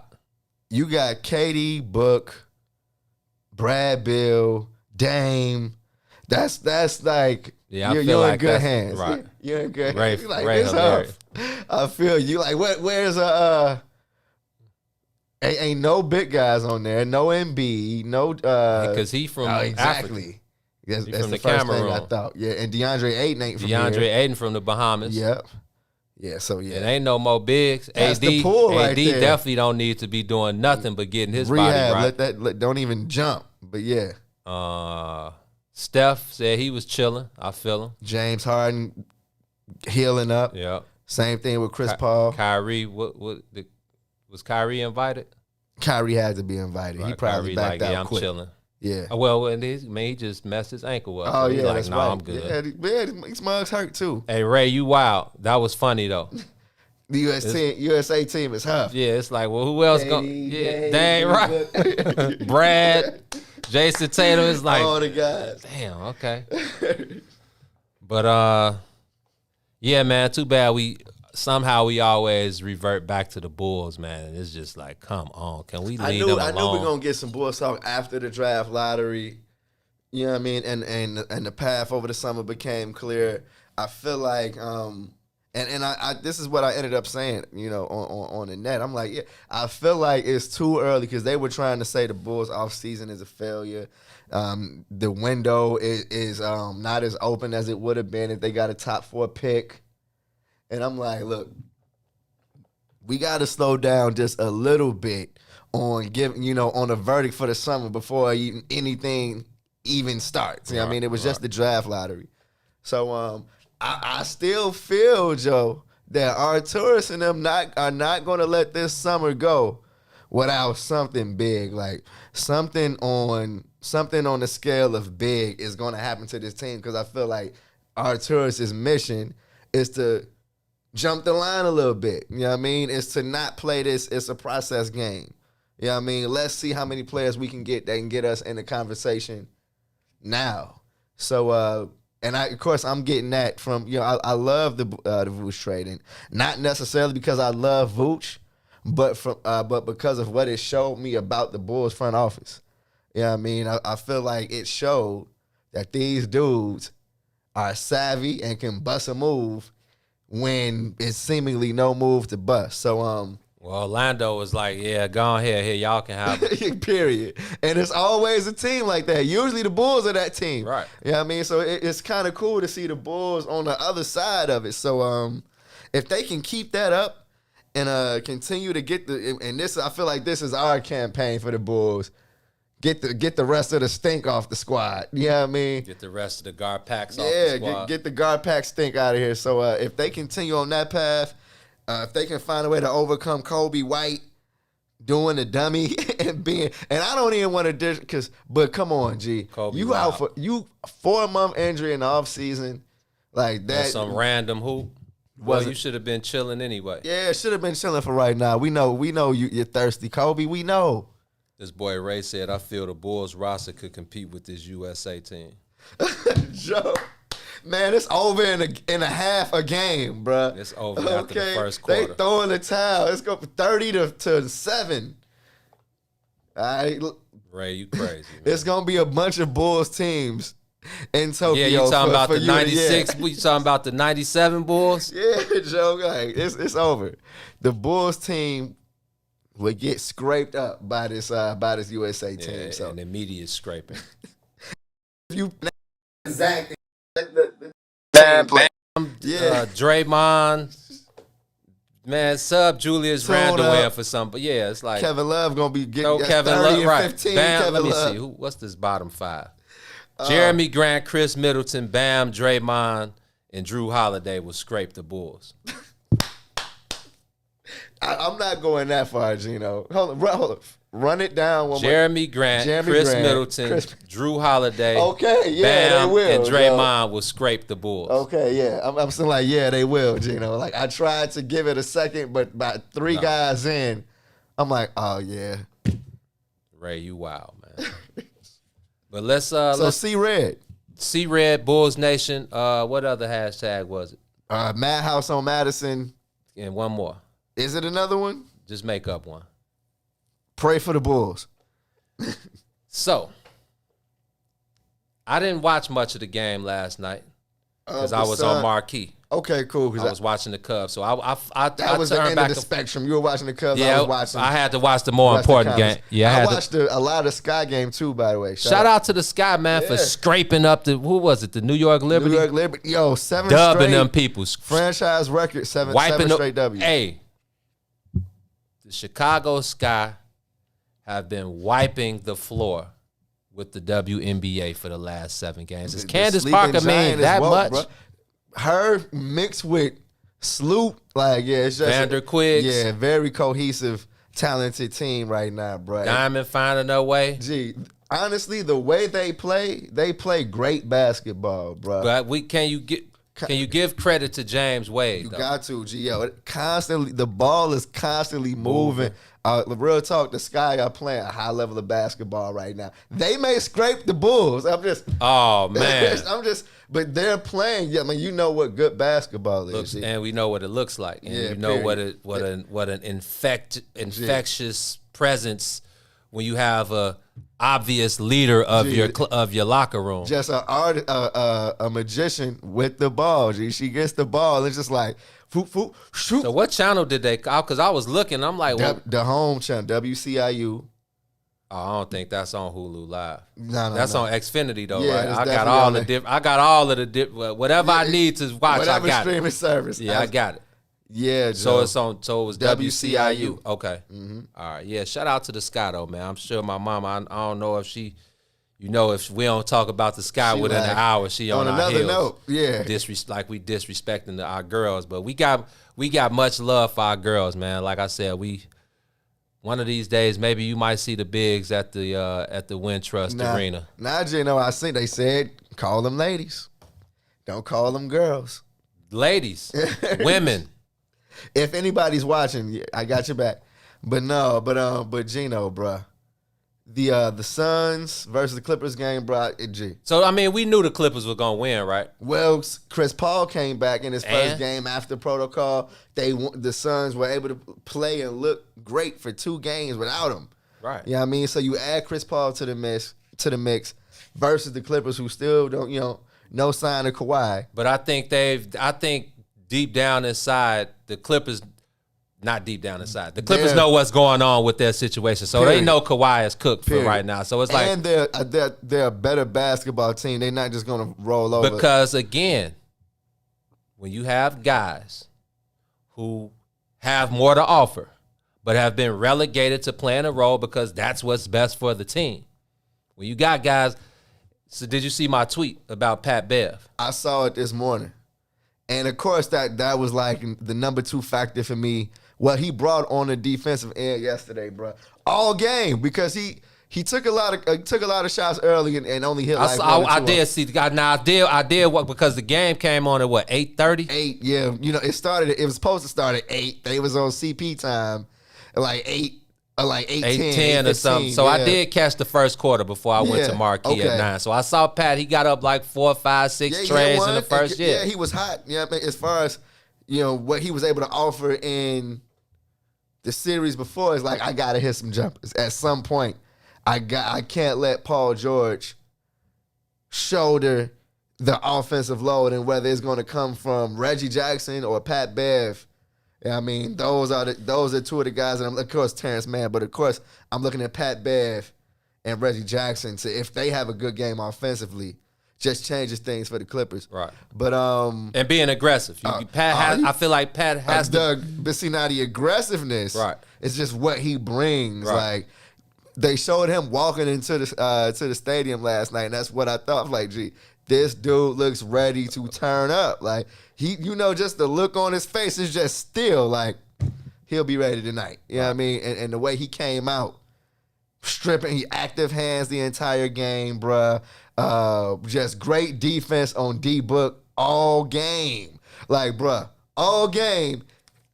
They was on, they really did a number. Book on was D-Book what, 5 for 21? I think he was 5 for like. He missed 16 shots. But I think he went to the fourth quarter like 1 or 2 for 12. Okay. You know what I mean? And I know CP was 5 for 19. Yeah, everybody had tough shooting, but it was because the Clippers played great defense. And then you add on Reggie Jackson, this is the main guy. He's the definition of what I'm talking about as far as a role player. But then at the same time, Cameron Payne got hurt. And I saw him turn his ankle, Turned his ankle, and it looked bad. You know what I mean? He definitely got it, stuck on that hardwood, and then definitely did the J action. Mm-hmm. You know what I mean? So, but Gino, what's good with these unusual suspects, G? Reggie Jackson, and he's never been shy. That's what I'm saying. That's my point. Reggie Jackson has always had you have to have obviously you're an NBA player, so you have the confidence, but then you have a lot of those guys. Reggie Jackson is one of the few guys in the NBA who I've always thought were like overconfident. Do you remember when we got a chance to talk to his mom? No, that was Eric Bledsoe. Good call on that. That was they Eric like the Bledsoe. same dude. Good call. But Reggie Jackson, ain't he like Bobby Shmurda or something? Definitely with the Shmurda face. He's like the swole Bobby Shmurda. If Bobby Shmurda was a world-class athlete. Yeah, but he's one of those guys ever since I've started watching him play. He's one of those guys who I always felt like was overconfident, and I understand why. Period, yes. Just give me a chance, bro. We need a secondary score. Saw him wave. I saw him tell PG, I got this, Joe. Yep. Ha. Like, he got all of that. Reggie got all of that. Yes, bro. So the floater. Yeah. Nice. Reggie got all of that. Mm-hmm. Reggie has all of that. So it's all about, man, now I can show y'all. Let me step up for my squad. Leaders come in all different shapes, forms, fashions, a bunch of different ways. Like, a lot of guys lead by talking. A lot of guys lead by play. Mm-hmm. A lot of guys are quiet. Kawhi's a quiet leader.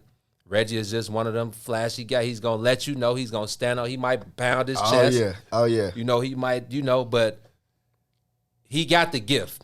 So it's cool to see. And then Pat, it's like Pat is just playing his role in the league. Pat ain't sweet. Pat averaged a 40 ball in high school. Now, that's high school. It's not the NBA. But you got that in your bag. You got that in your bag. Gee, it's he understood the assignment. You know what I mean? Period. Like, the man, first of all, his path to the league. Don't forget, from Arkansas to the G League, or what was it, the D League at the time. Man, he was overseas, Then almost back to the block selling packs. Remember, he was selling packs. Yes, Joe. Before he got to the L.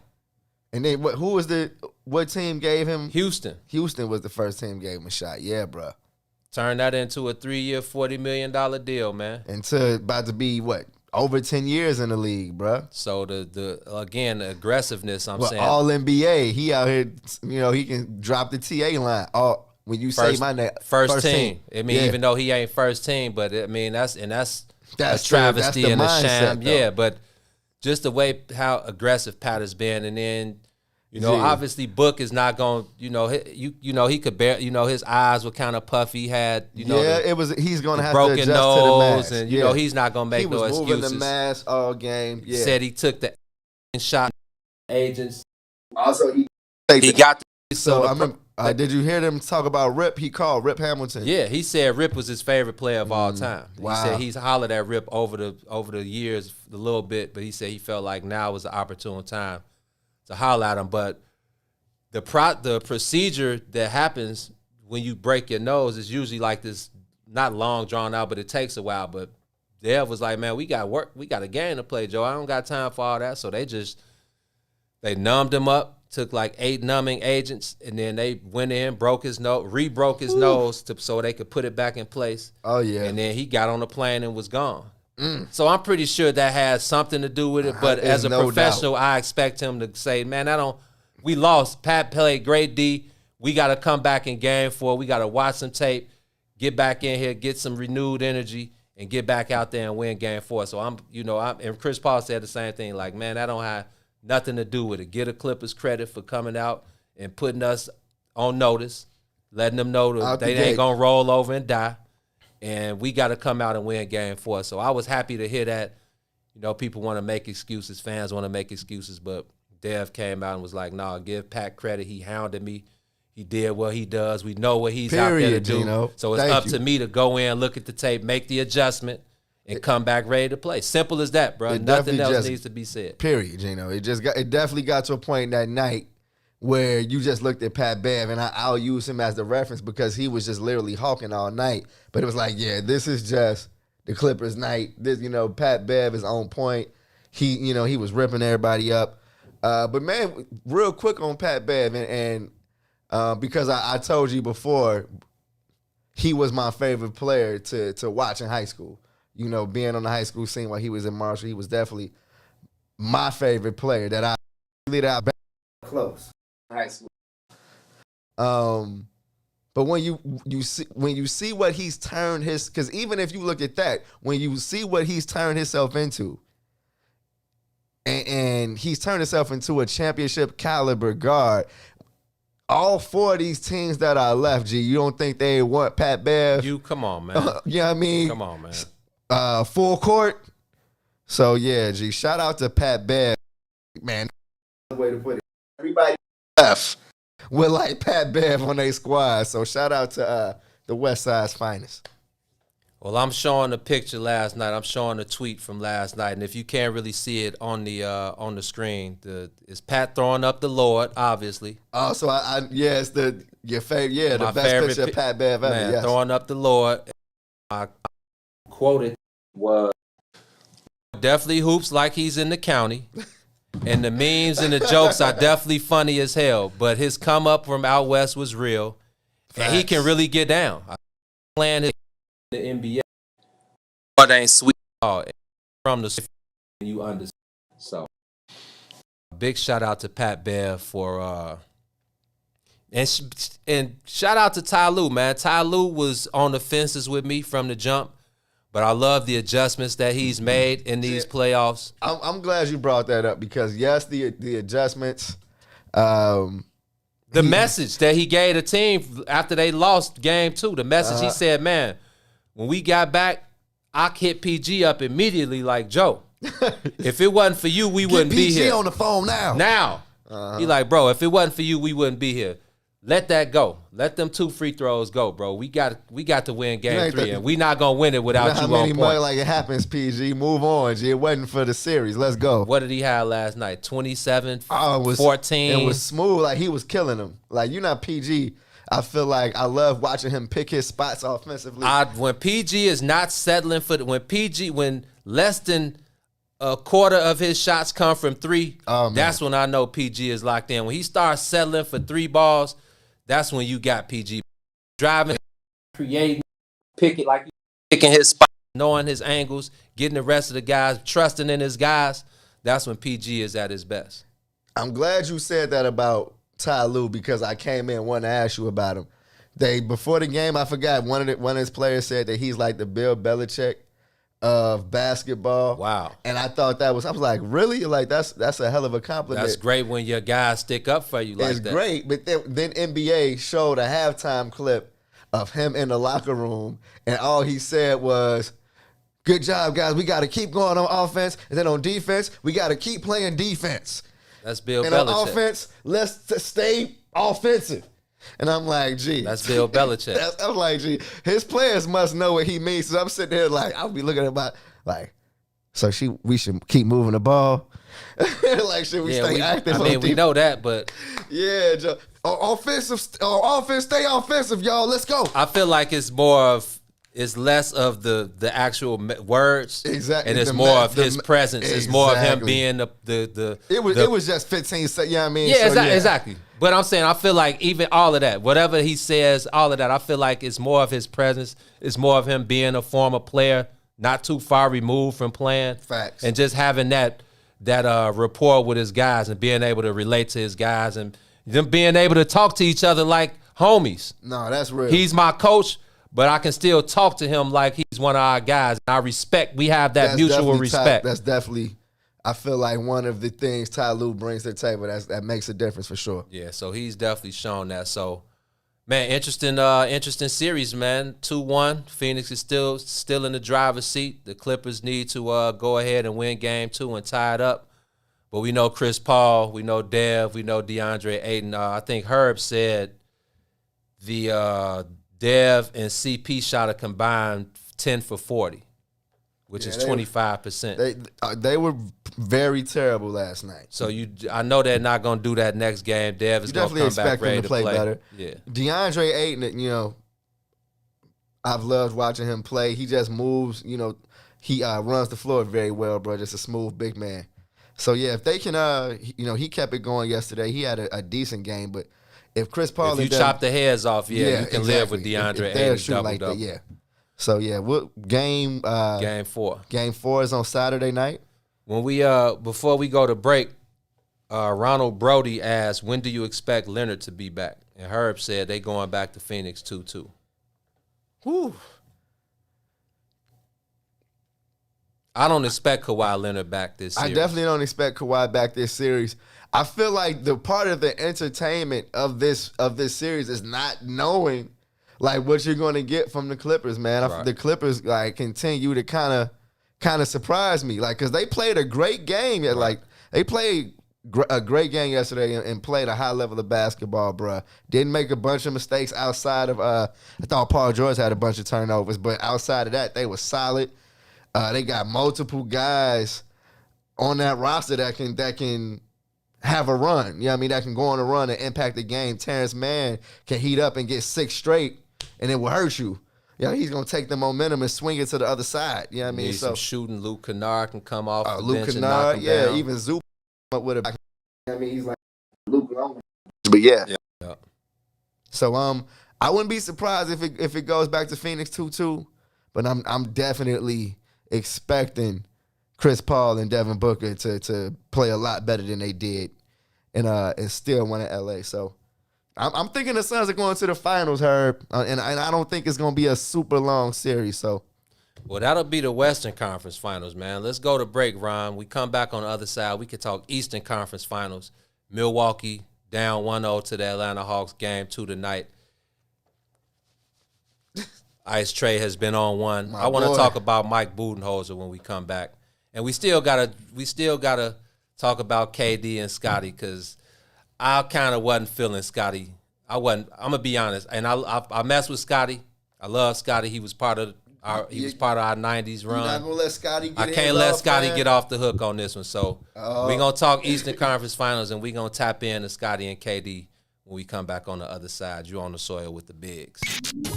WIIFTBP. WIIFTBP. Media's just for you and me. WIIFTBP.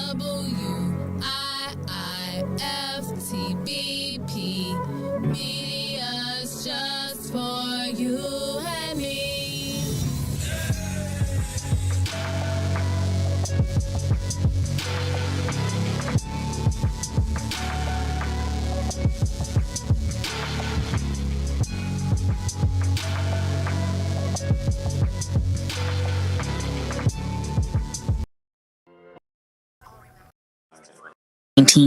Parades, the lakefront barbecues, taste of Chicago, the happy hours, and most importantly, loving those unforgettable moments with our friends and families. Chicago. We miss safe for everyone. So let's get back to it, Chicago. Let's come together to end this pandemic. Find your vaccine at chi.gov/COVIDvax. Hey, sunshines. If you didn't catch the last page in the Book of Dawn, here's what you missed. You found that, but you also, during those times, made a conscious decision to create a base for yourself outside of the Isleys or the great artists that you tour with. And from that, the Mo Fitz Project was born. Can you tell us how and why you did the Mo Fitz Project? Let me tell you something. I had been touring since I was 17. And what happened was Eve, your girl Eve, was doing different events around town. Mhm. And I remember it was right on 47th Street. Yeah, I think it's Blue 47. Or Yeah, one of those spots. So Eve was doing something with them. So they were like, we're hiring bands. I was like, I'm gonna put something together and go play locally. Let me do that. And through that situation from Eve, the Mo Fish project was birthed. I was like, oh, okay, this would be great to actually come home and put quality guys together and make music locally outside of the touring. I just found another joy in that. And crazy, remember Terrence came up with the Mo Fish. Oh, did TK? Yeah. Rest in peace. Rest in peace, Terrence was like, you need to call it the Mo Fit. How that name came about, it was Terrence Kane and my girl Each Bridgeworth. She was the launching pad for that, and then she would hire me to do different events, and she started hiring me to do weddings and stuff she was doing, and then it just kind of birthed into that. Don't forget to tune in weekdays, 9 a.m. to the Book of Dawn from the What's in It for the Black People Media Studios. Roll Tide, y'all.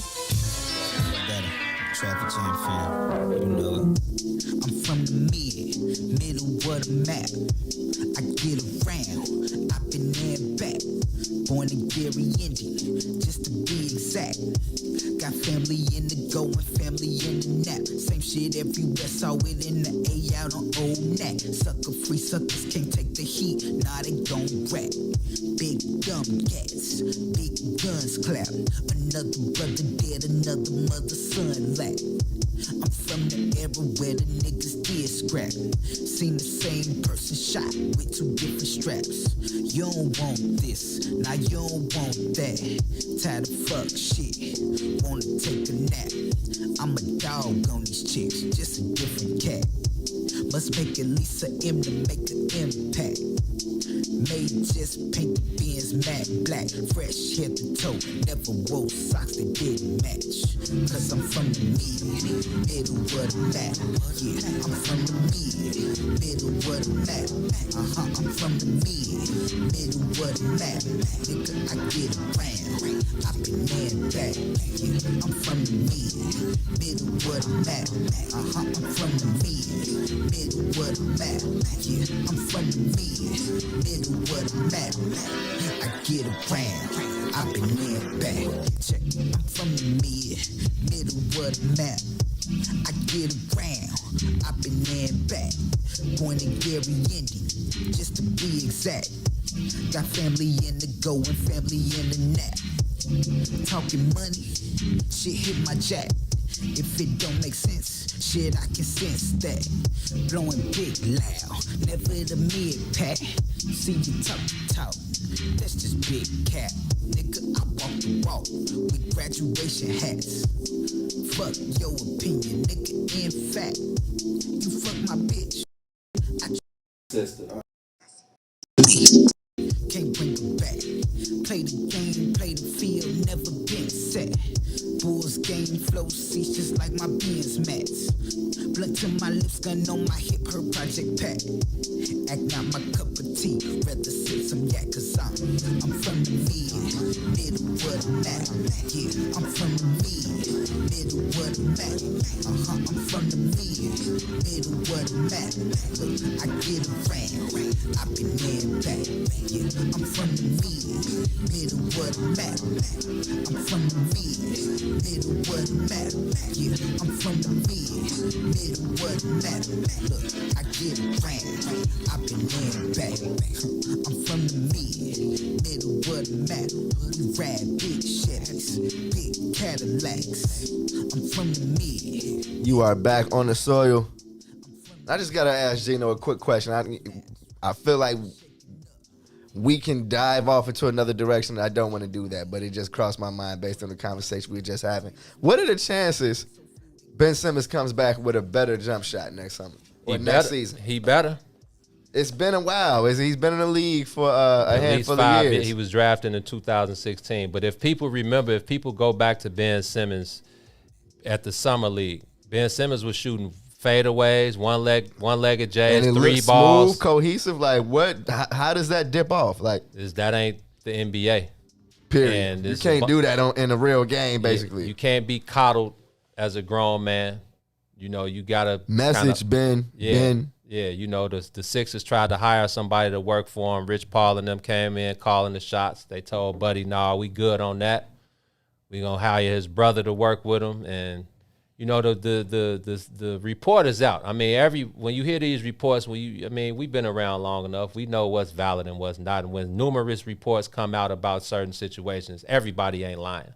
Period. And then if I was just talking to T about the One and Done documentary, Ben Simmons documentary that came out, which is anybody else seen that? Yeah, it was basically a documentary where he basically was documenting his progress from leaving Australia to going to Montverde, back right on to LSU to the NBA draft. And one thing that was evident throughout the documentary was that his family was always there. And I mean, that's great. Of course, it's always cool to have your your guys there with you. You got some guys, Kobe White, bro. It's not uncommon at all. Right, and the vultures come around, people trying, especially Ben Simmons. Some protection. He's the number one player in the nation since high school, number one draft. So he was probably offered any and everything. So, his sister, and he had a good support system. People that, they just didn't want him getting taken advantage of, which I understand. But at a certain point, you got to let a man be a man, and you got to let him fend for himself. It's interesting that's I feel like it's usually viewed in a negative sense in the sports world, because remember I told you, and it's not just basketball. You know what I mean? When I talked to the scout early on in the season from the Nationals, and he told me about scouting Lucas, he said one of the things they were worried about was that he came from money. You know what I mean? And that goes and like that struggle. How dirty he has to get out of it. And that was one of the things about Ben that they mentioned in that documentary. They was like, I think it might have been his sister. And she was like, man, Ben ain't never had to worry about nothing. There's a sister saying zero. Uh-huh. Like this man was driving a 16 Dodge Charger Challenger in high school. BC and them said he was driving a Bentley around LSU camp. Now, I don't know about that. I've heard that. Right. I've heard that before. That's what I'm saying. When you hear numerous reports like this, hey, man, it is what it is. So I just hope Ben, and I talk a lot. I call him Ben. I like calling him Ben, B-E-E-N. I love that. Yeah, but, I mean, we don't know these people. We don't know Ben Simmons. So I hope Ben Simmons comes back with a vengeance next year and proves all of us wrong. It's one of my favorite storylines. Yeah, man. I'm definitely going to be seeing what Ben Simmons has in his bag next season.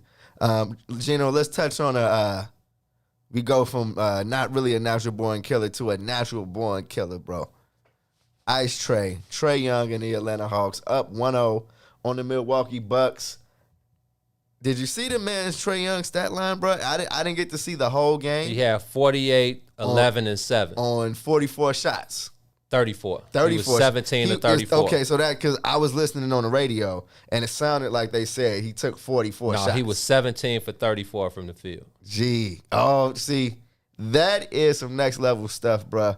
I feel like the conversation we had going into that game one, I was like, Drew, I know the game plan is for Drew Holiday to make it tough for Trae, but I'm like, if you've seen Trae, he going to be making it tough for Drew. He did, but what did I tell you on the other end? In order to combat that, you make Trae Young play defense on the other end. And Drew Holiday, I think he might have had a 30-pack. He was coming down. He was putting it. So my biggest takeaway from that was Mike Budenholzer and his in-game adjustments. And this is something we talked about even in they got lucky and got out of the Brooklyn series because KD ran out of gas. But just a terrible in-game, no in-game adjustment. There's just no way that I continue to let Trae Young float me to death. Float me to death. No way, bro. Yes. Even the one, did you see the one when they were saying Drew Holiday got crossed up out his shoes? Oh, yeah. He did, but that's not what happened. Nah. He was expecting help to be there. He thought it was a pick coming. You're leading them to the deep. So he was stepping over the pick because he thought it was a pick coming, and he thought he would have help on the inside. Yep. And Bobby Portis was in team defense. I don't think Bobby Portis is a defender. This is the way that they were defending Trae Young all night. They were back in the paint, which gave Trae Young all the space 10 feet. That's basically letting Trae Young do what he wants to do. No, it is. Let him do what he wanted to do all night. Ridiculous, bro. Come on. If off tonight. I'm sure Nate McMillan is like, hey, bro, you got the keys. I trust in you enough. I've given you enough leeway. I've given you the rope. Go ahead. You can read the game. You're a point guard. You've been dynamic. If they continue to play you this way, continue to play how you've been playing.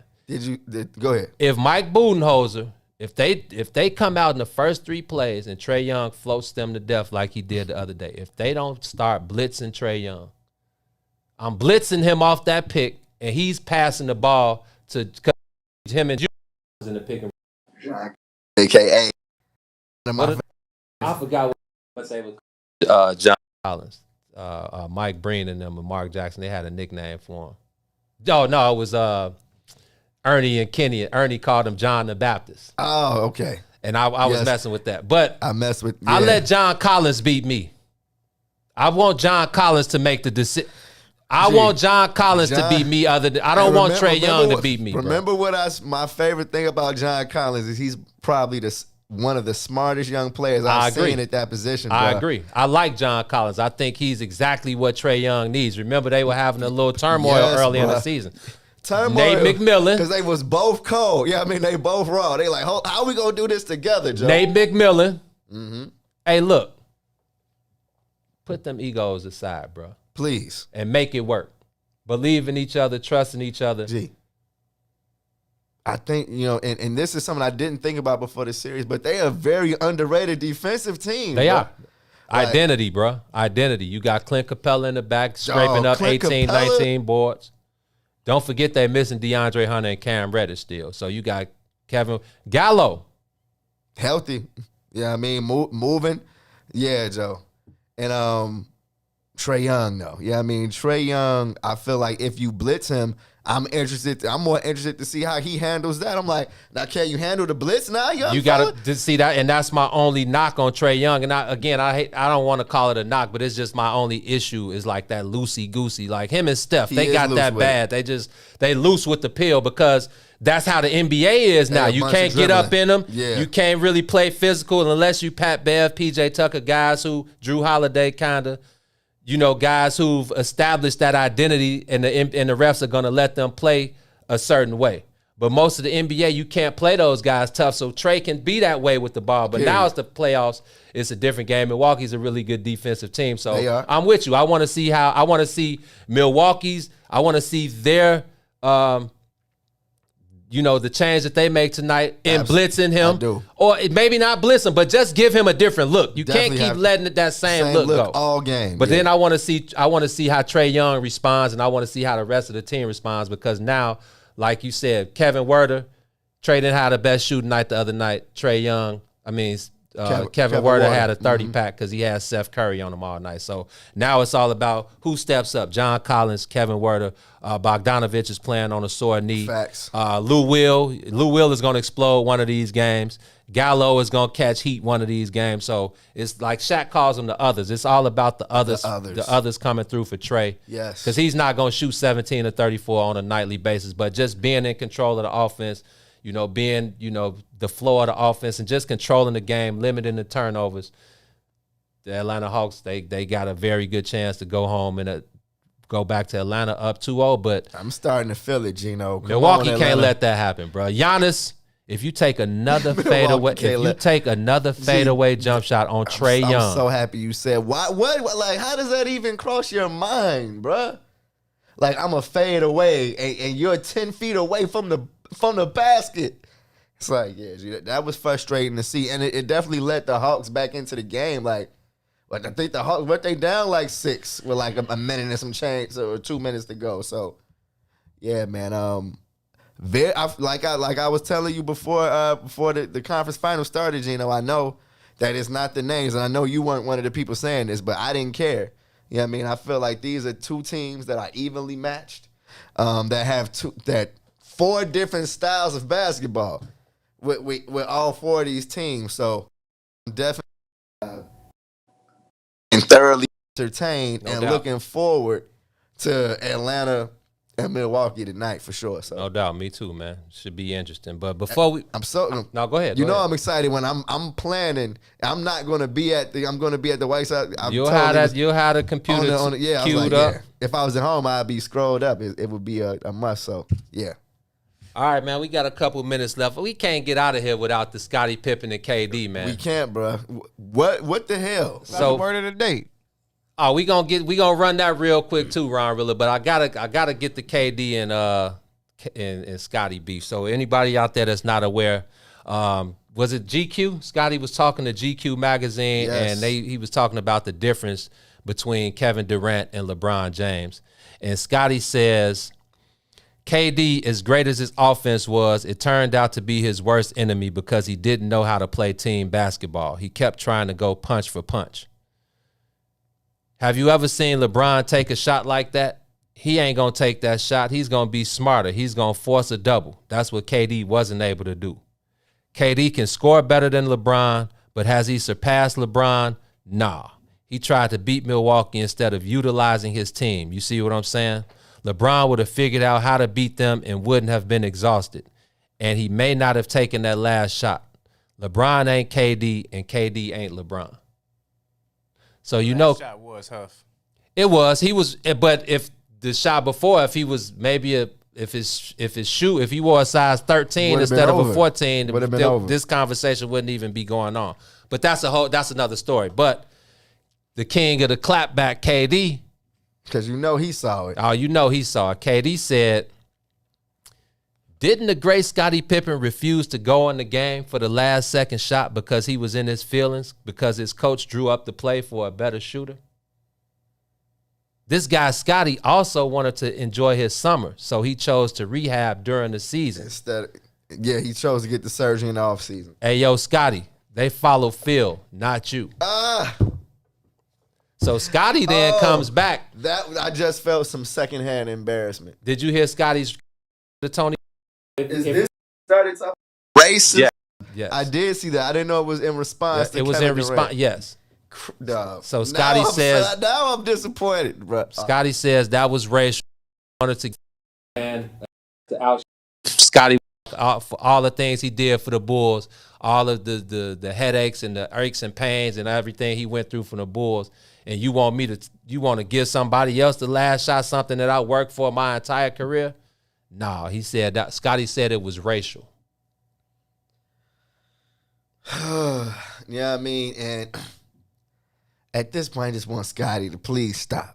Yeah, I mean, What's my saying? Get off stop the shenanigans. Stop the shenanigans. It's really high time for Scottie to stop the shenanigans, bro. And that's no disrespect to the legend, but I feel like he's concerned with his legacy when before he started to speak on it, his legacy was solid. Like he was the number 2 guy on probably the best basketball teams of all time. And I think that for some reason that hasn't been enough for Scottie. Like, and maybe it has something to do with the fact that you think of moments, like remember when he decided not to go in a game. We can, and I feel like those, even if he didn't know it in those moments, bro, he was always going to have to live with those like terrible, selfish decisions, man. And I'm sorry that because of the Last Dance documentary and because of YouTube and how readily available those clips are, he can't like hide from it. You know what I mean? He can't hide from that. He still should just take it on the chin. You know what I mean? It's like, what are you talking about?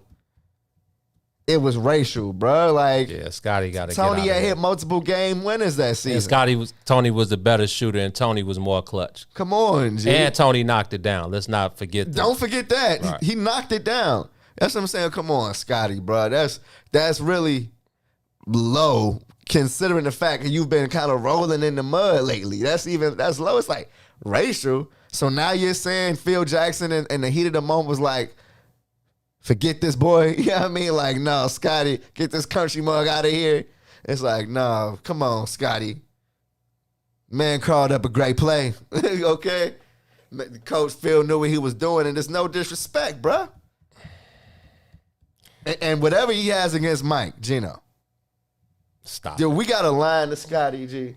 Can we pretty call sure- Scotty and I'm pretty sure we can get to Scotty, Joe. we know Mike hurt Isaiah Fillings, Karl Malone, his opponents.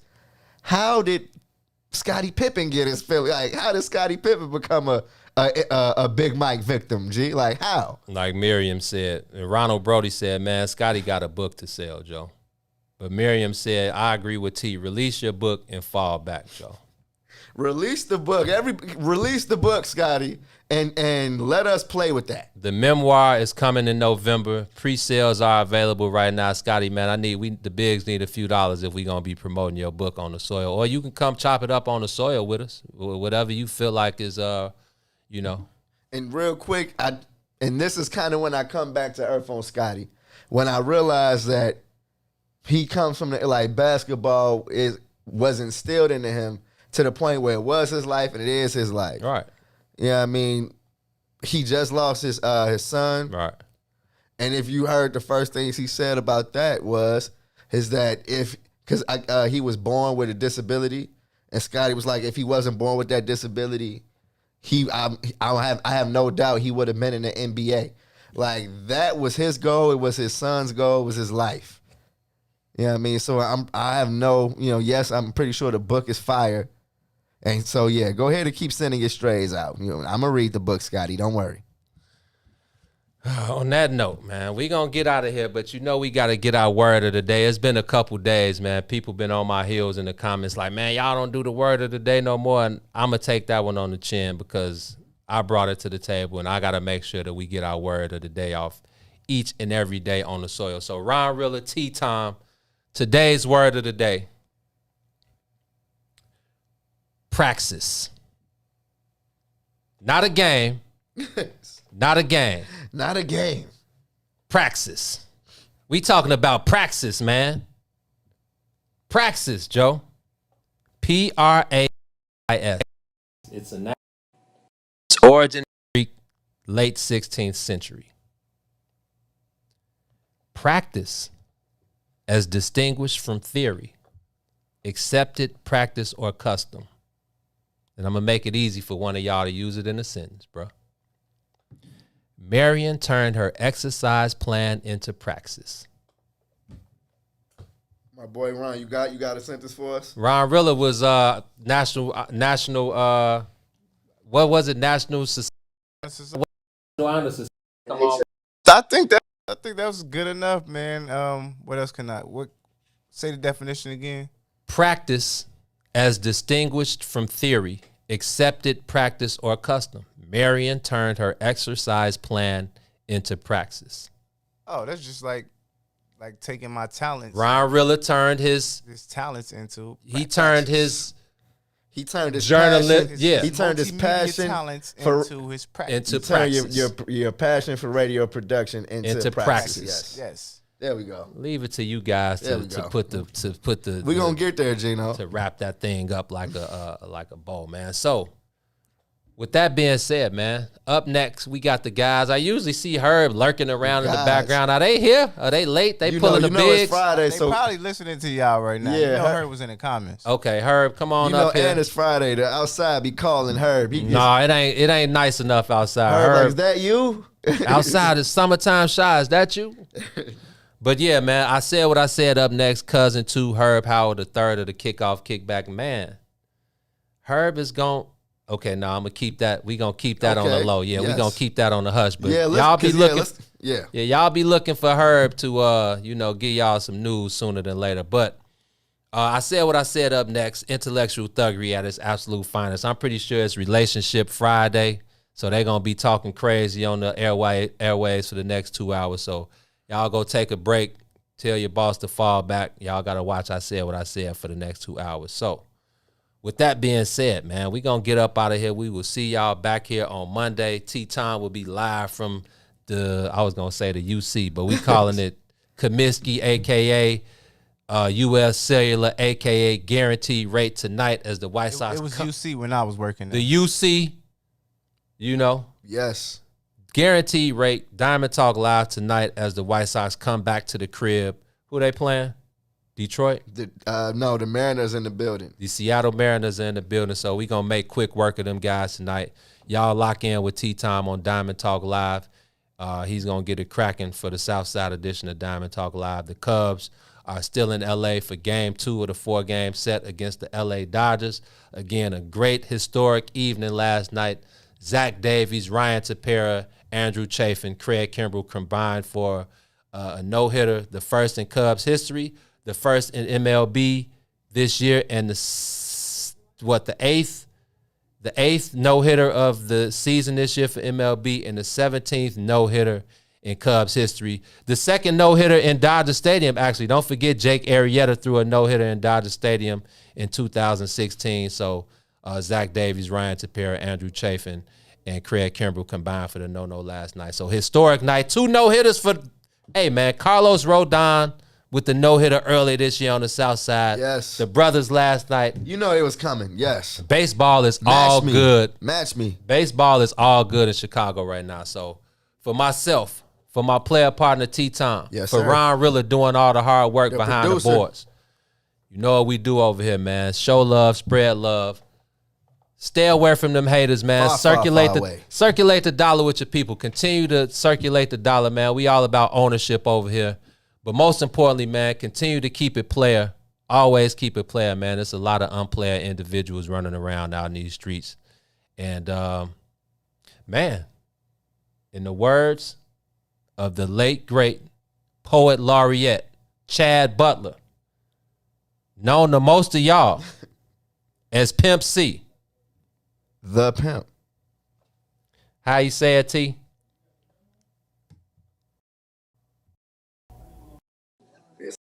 We out.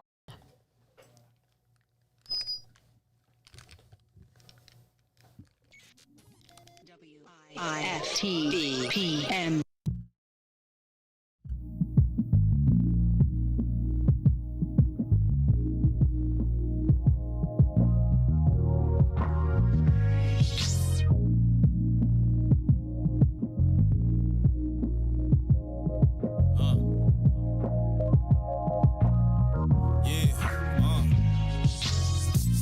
City like the Hawk do, Black Hawk adjustable, keeps my mind thoughtful. Ain't no middleman, I'm the one you need to talk to.